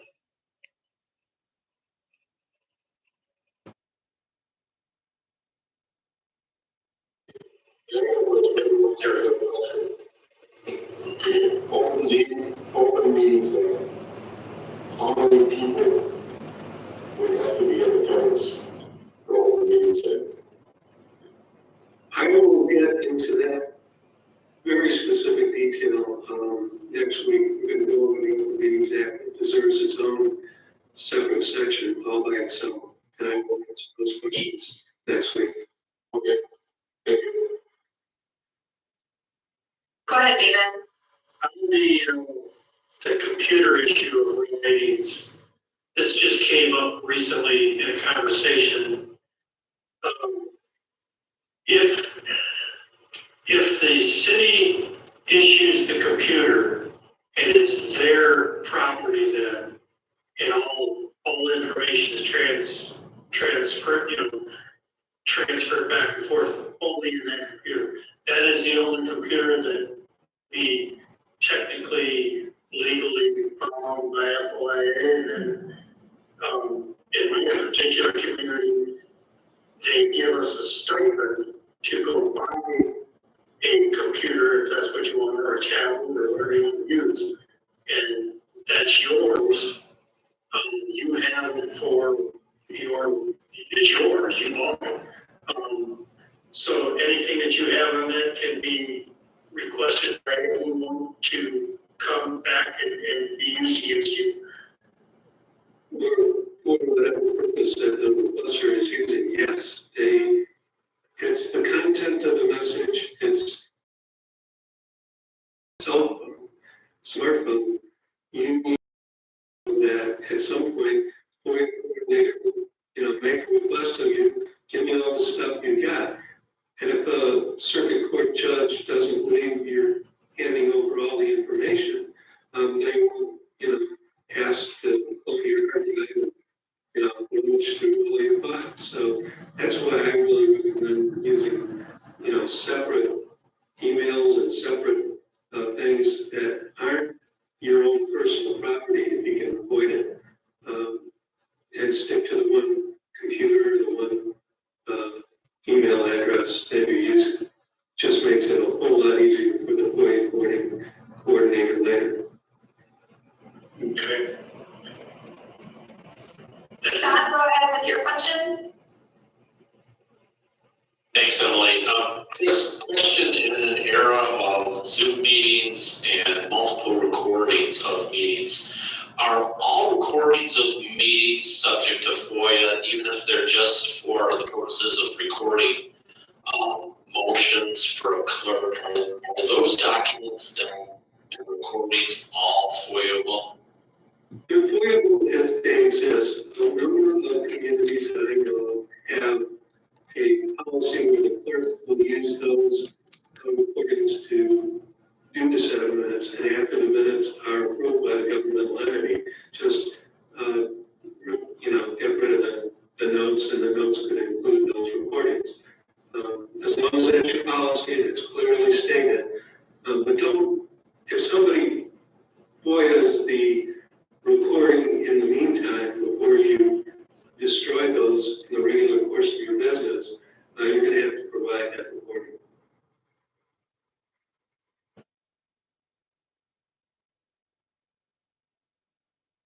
You have a question? Yes. Yeah. Real quick, so it's about that you presented already is there any classes that are available that we can take specifically for There are classes specifically.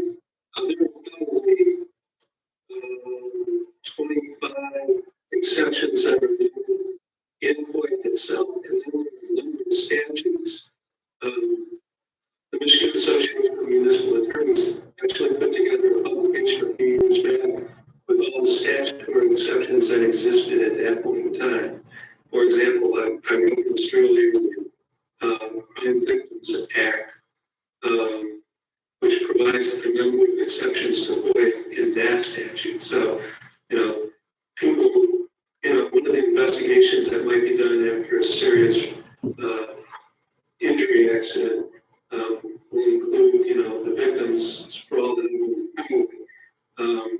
Well, there's a protection in the Crime Victims Act that says, the newspaper can't get that, just sell more newspapers and make it a salacious thing where you're stepping on the rights of a victim. So I've done it. It's a 4-hour course. If people really want that, I'm happy to provide it. I would be interested if you were to take the class. Like this has been something very excited about. Sounds good. Thank you. And I just posted some additional resources in the chat. So if you're interested in learning more about FOIA, we do have a spot on our website with some publications, including that one pager that Chris referenced. So there's a link right in the chat. You can open that up and take a look at your leisure. So with that, because we want to stay on schedule, we want to make sure we get you out of time tonight. We're actually going to move right into our next session. And that is a local government finance overview. We are really grateful to have our friends from Plant Moran join us every year to help present on this topic. It's an important one. And I'm excited to introduce Carrie Shea, who is going to walk us through finance. So Carrie, go ahead and take it away. Thank you so much for joining us. Thank you. Hello, everybody. Let me just give me 2 seconds. I do have the ability to share, so thank you for that. This reminds me of Ron Swanson's wife. Tammy. Tammy? Tammy. Tammy, yeah. It's the one that's married in real life. Yes. Great. Can everybody see it? So one downside is Zoom, I don't get to see what you're seeing. It's great. You think they have it figured out by now? All right. Well, thank you so much, everybody. My name is Carrie Shea. I have been with the firm almost 20 years in January. I am the principal of the firm. I work solely now in our governmental practice. I spend time in audits, but predominantly in our governmental and funding services work. So I'm going to spend some time today going over a very high level. We could spend days on governmental finance, but just to give you a flavor of what to expect as you move into your roles. So what are we going to cover today? We're going to cover why municipal financial statements are so much longer than business statements. Those are something you're familiar with. Some of a typical business, maybe 15, 20 pages. I have governments that are over 100 pages. So there's a lot of information. We'll try to help you focus in on some of the key parts. We will want to communicate, help you to understand what is this financial statement trying to tell you and how is it accomplishing that? And why is it important for you to look at your financials at your municipality and understand them? So what's the primary purpose of a governmental financial statement? It's really to show out to you, residents, any other stakeholders, what the accountability is of the money that's been given to that municipality. And the way this is done is by tracking different types of activities in different individual funds to demonstrate how this money is being used.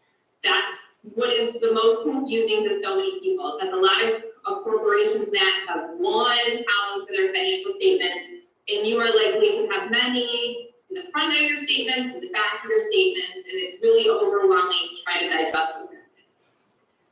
There are those individual funds, which is what people most commonly see and what we're going to highlight tonight, but there is a second reporting level that I want to also just mention. It's called the government-wide statements, or the full accrual statements.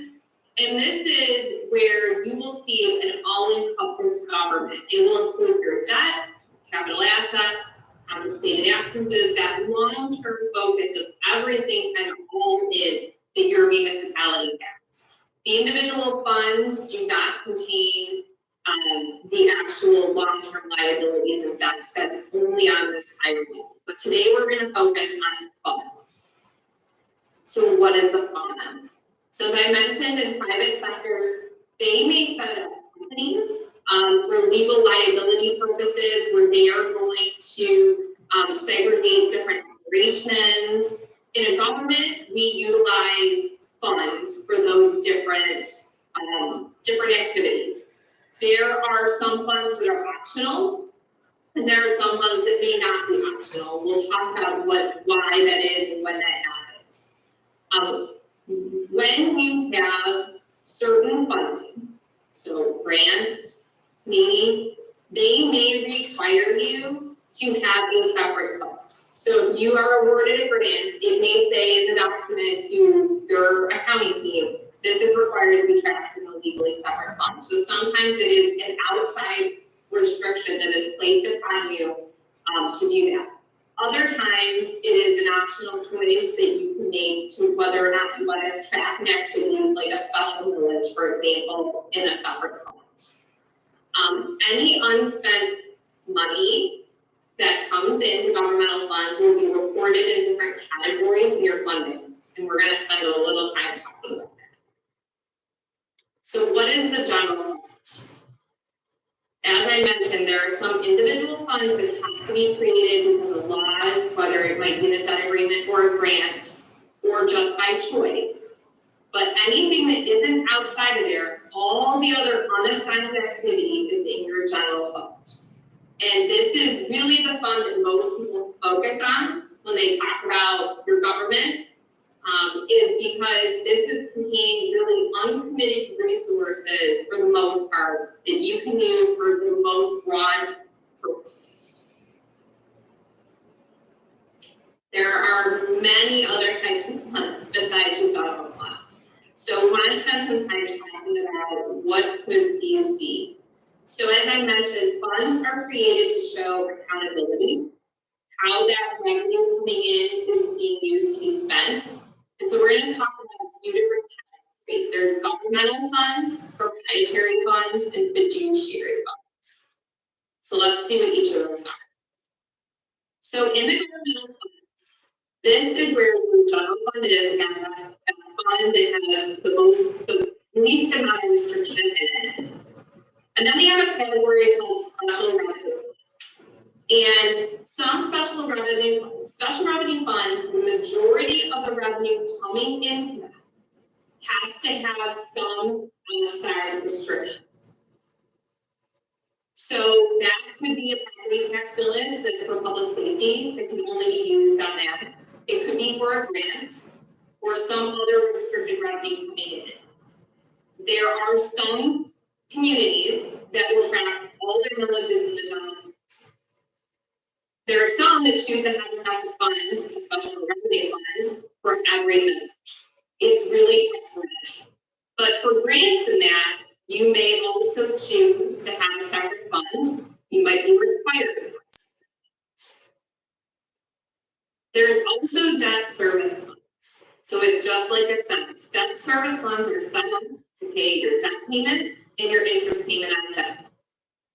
You can have as many debt service funds as you want, or you can track multiple debt issuances in one debt service fund. That may be stipulated by your official statements when you issue the debt, or it may be something that's left to the choice of the committee.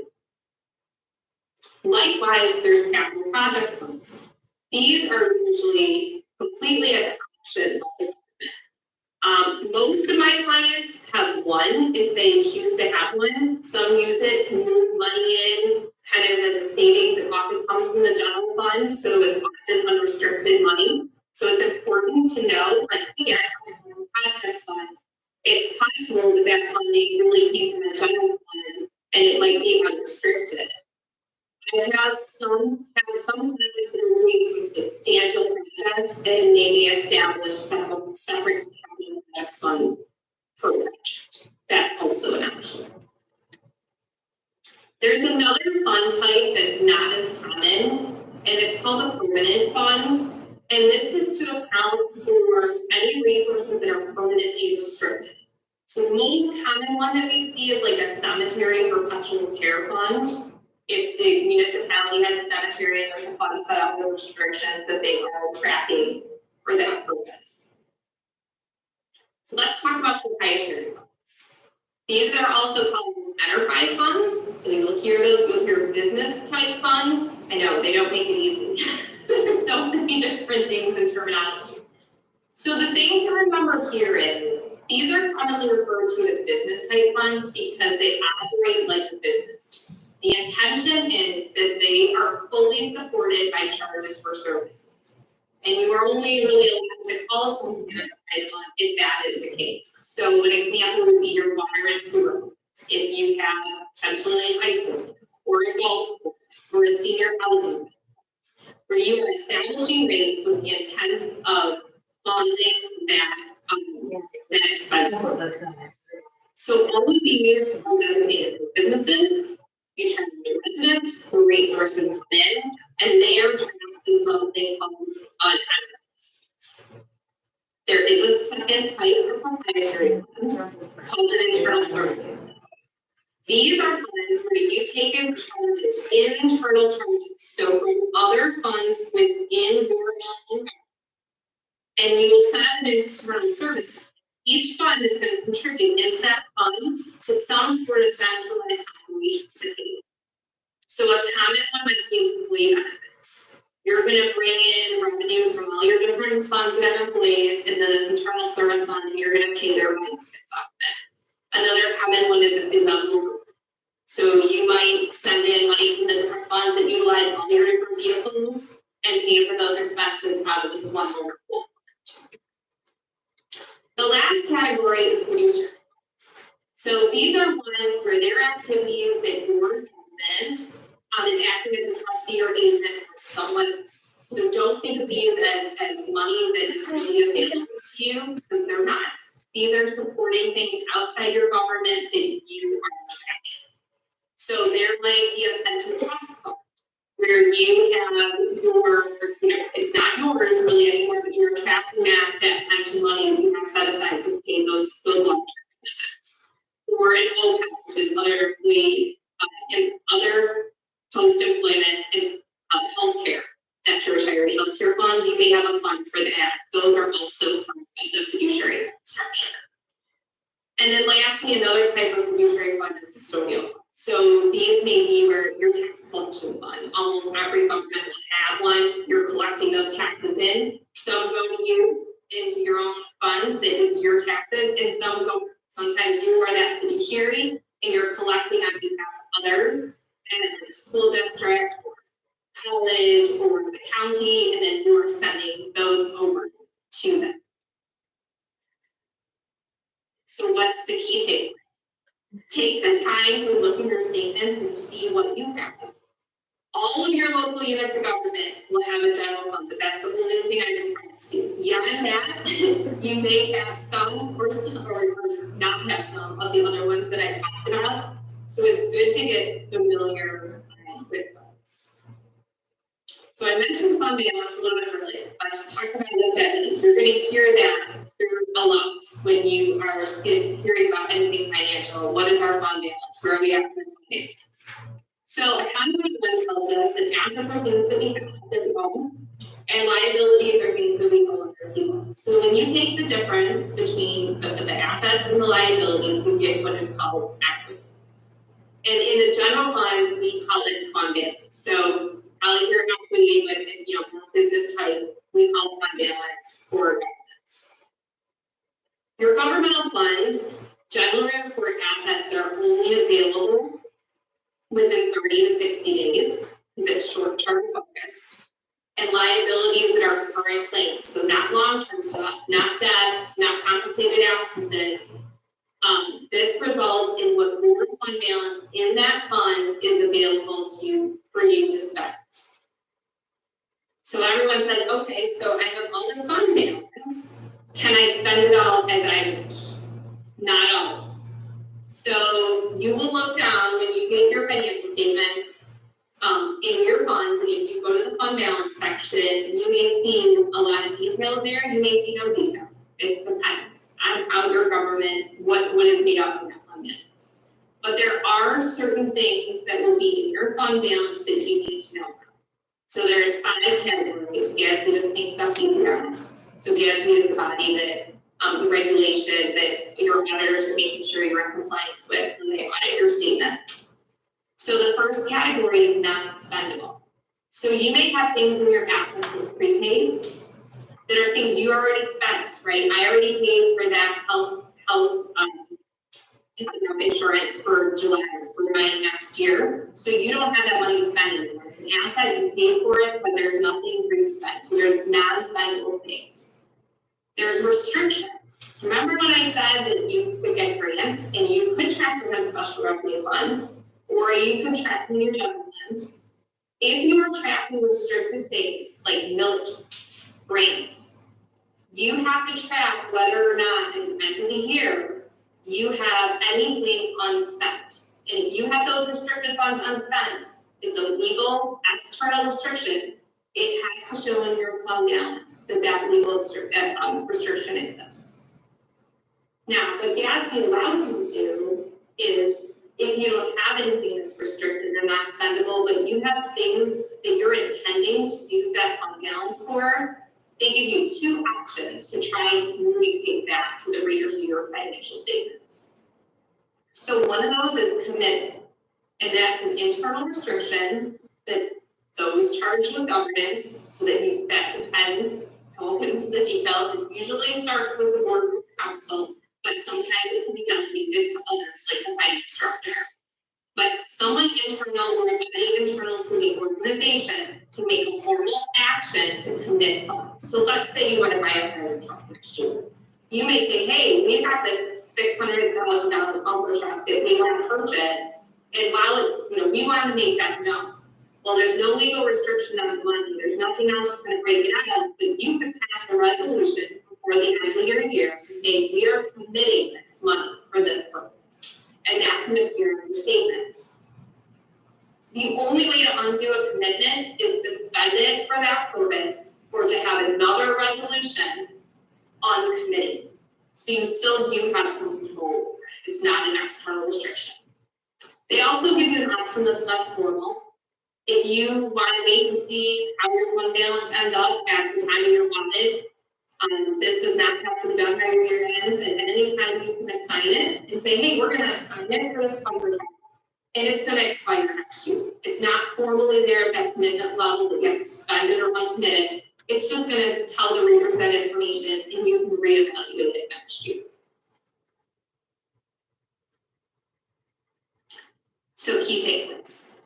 Fund balance is a way to tell the health of your fund. It's going to tell where you are from your assets to your liabilities, but it may or may not be freely available to you. You need to look at the breakout of that fund balance to see if there are restrictions or commitments or non-spendable categories that have intended future uses for that fund balance. So now the famous question: how much fund balance should my local unit have? It's not an easy question, and there is no one answer that I can give you, but I can give you some framework to think about. So the answer is not zero. I know I've narrowed it down tremendously, but you need some level of fund. Think about it as like your personal piggy, right? You need to have it for cash flow purposes. You need to have it for emergencies. The question is, how much do I need?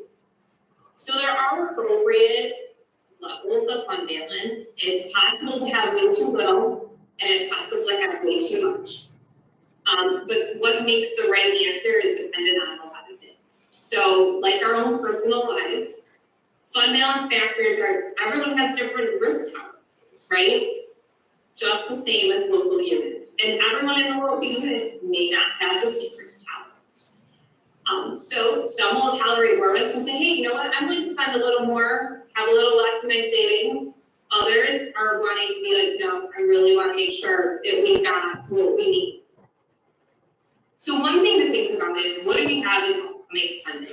Do we have capital repairs that need to happen? Do we have purchases? Do we have things that we know we have to take care of? Because I've had communities that will build their fund balance or a library that will build it up for 5, 6, 7 years because they want to do a capital project. And it'll just grow until they're ready and they have it, just kind of like you do personally, right? And then they'll spend it on that need. One thing to keep in mind is, what is your tax yield? So just like whether we get paid twice a month or once a month, the biggest paycheck that you got as a community is your property taxes. So if you are reaching year end, you can come right up to that year end and you know you're going to get your big paycheck in July. For December year end, you may finish on December 31st and you may not have the tax money until July. So you just have to know that the cash flow of when your money is coming in. So the size of your budget can be a good thing to look at into determining what level of balance you need, but it's not a linear equation.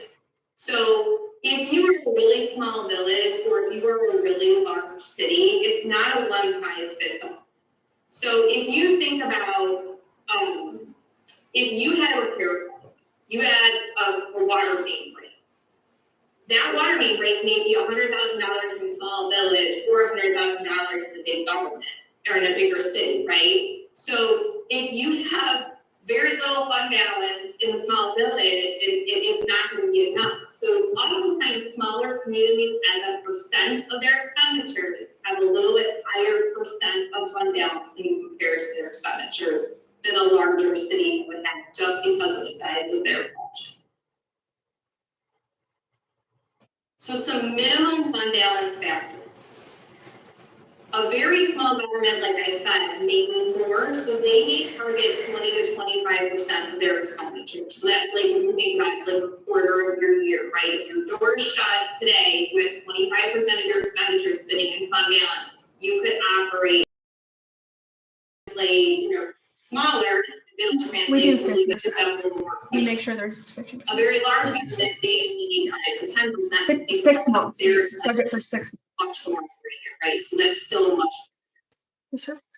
The Government Financiers and Officers Association has a best practice document. It suggests 2 months of expenditures to be available in unassigned fund balance, not restricted for things you can't use, not committed or assigned, in unrestricted, unassigned fund balance. So that's like 16.7%. I will say over the past 10 to 15 years, ever since we hit 2008, 2009 recession, we have seen people in communities trying to have a little bit larger fund balances. It's again preferential, but it's okay to be a little above that 16.7%. So takeaways, it's important to be deliberate and think about what you want that fund balance target to be. It's usually better to be a range. Don't say it's like 15% and try to like always hit, but have a general idea of like what feels like the right fund balance for us.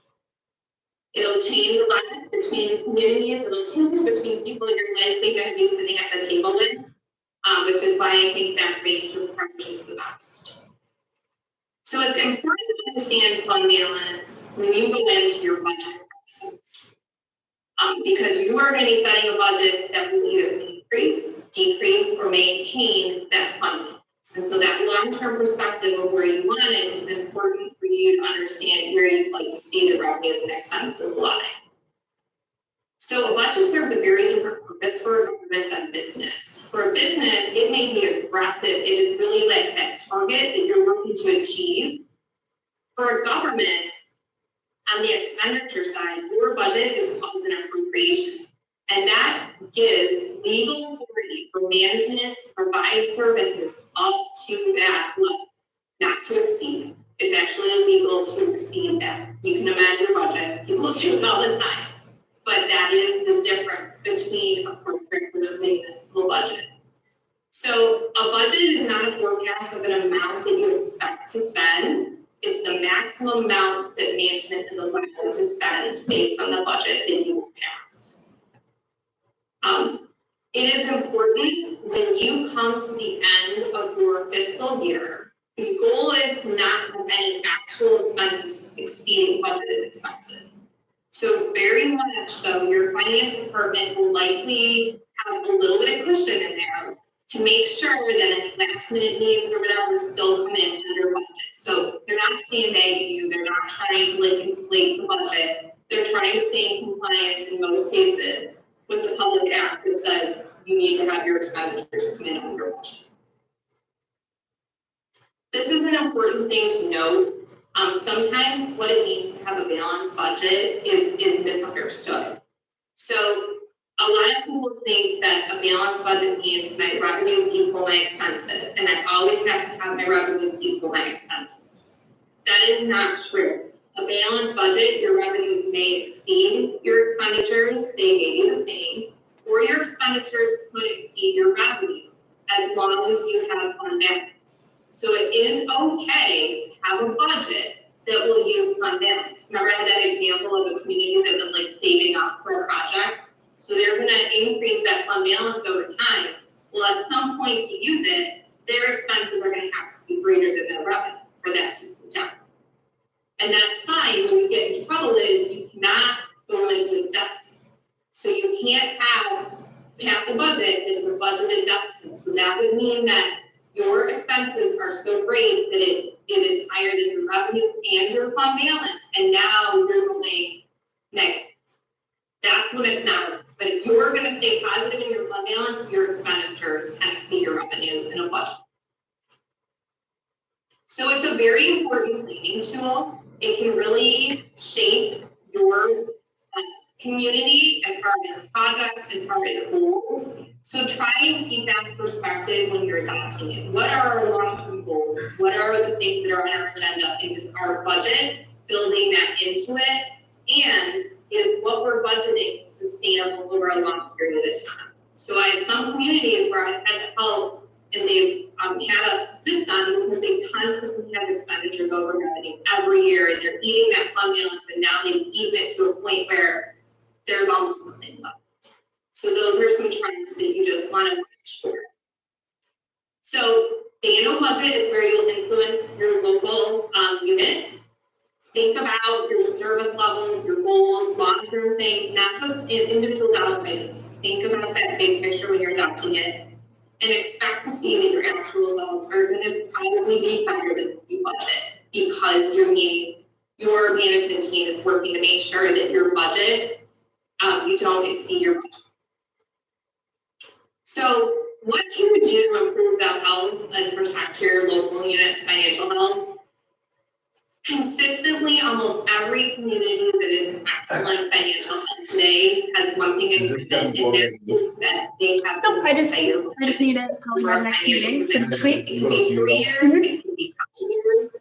I will say.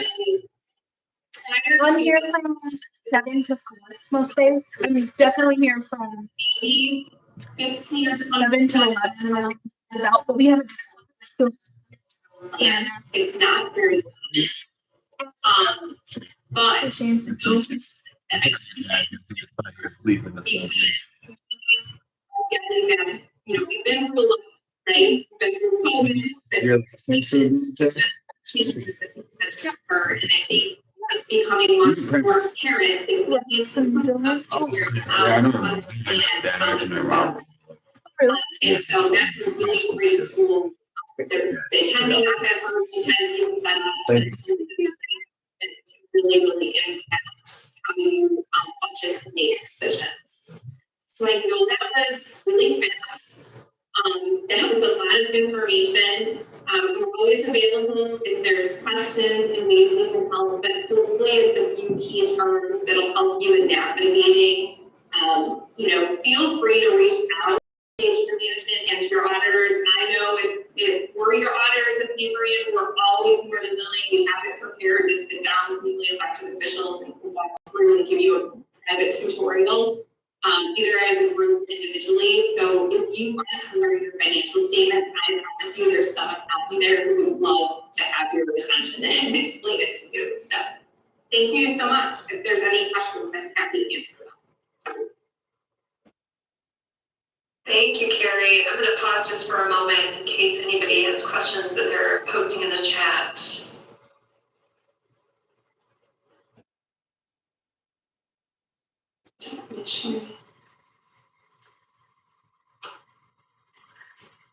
Or they can feel free to leave themselves and ask. But it looks like we are good. That was a lot of information. As we've mentioned, you will get copies of all of these presentations, including Carrie's presentation. So, Carrie, thank you so much for your time and expertise. It's super helpful each year to have this partnership with Lightman and to have people come and help usher in our newly elected officials with some of these skills to hit the ground running. Thank you. Thanks, Carrie. I'm just going to answer this question in the chat. Is there more in-detail budget training? Yes, we do offer in-depth training. I think I spoke about it a little bit earlier, but our Elected Officials Academy Core Weekender offers some additional training that's more than what you're getting over the course of this training, the newly elected official series. So you have the opportunity, if you want to enroll in that, we're offering that in February virtually. It's already up on our website for you to register for. If you prefer an in-person session, which we understand, we will be offering an in-person session in Bay City in May. And I believe those dates are on the calendar. We might not have registration open yet. I'm sure someone will correct that saying now. Registration's not open, but it will be. We've got the dates on the calendar. So with that, we are basically at time. I want to thank you all for joining us this evening for part 1 of the newly elected officials virtual training. We will see you next week, same time, starting at 6 to walk through a little bit more of the Open Meetings Act. You'll meet some of our better elected officials. We'll have some activities for you all to do before we set you free to municipal government land. So keep an eye on your email for an email with the new Zoom link. I think Beth is saying in the chat. We'll make sure you've got the correct Zoom link. Have a great evening and a wonderful weekend. Thank you so much for joining us. Thank you for the presentation. Thank you. Okay. Thank you. We're just gonna leave. Thank you.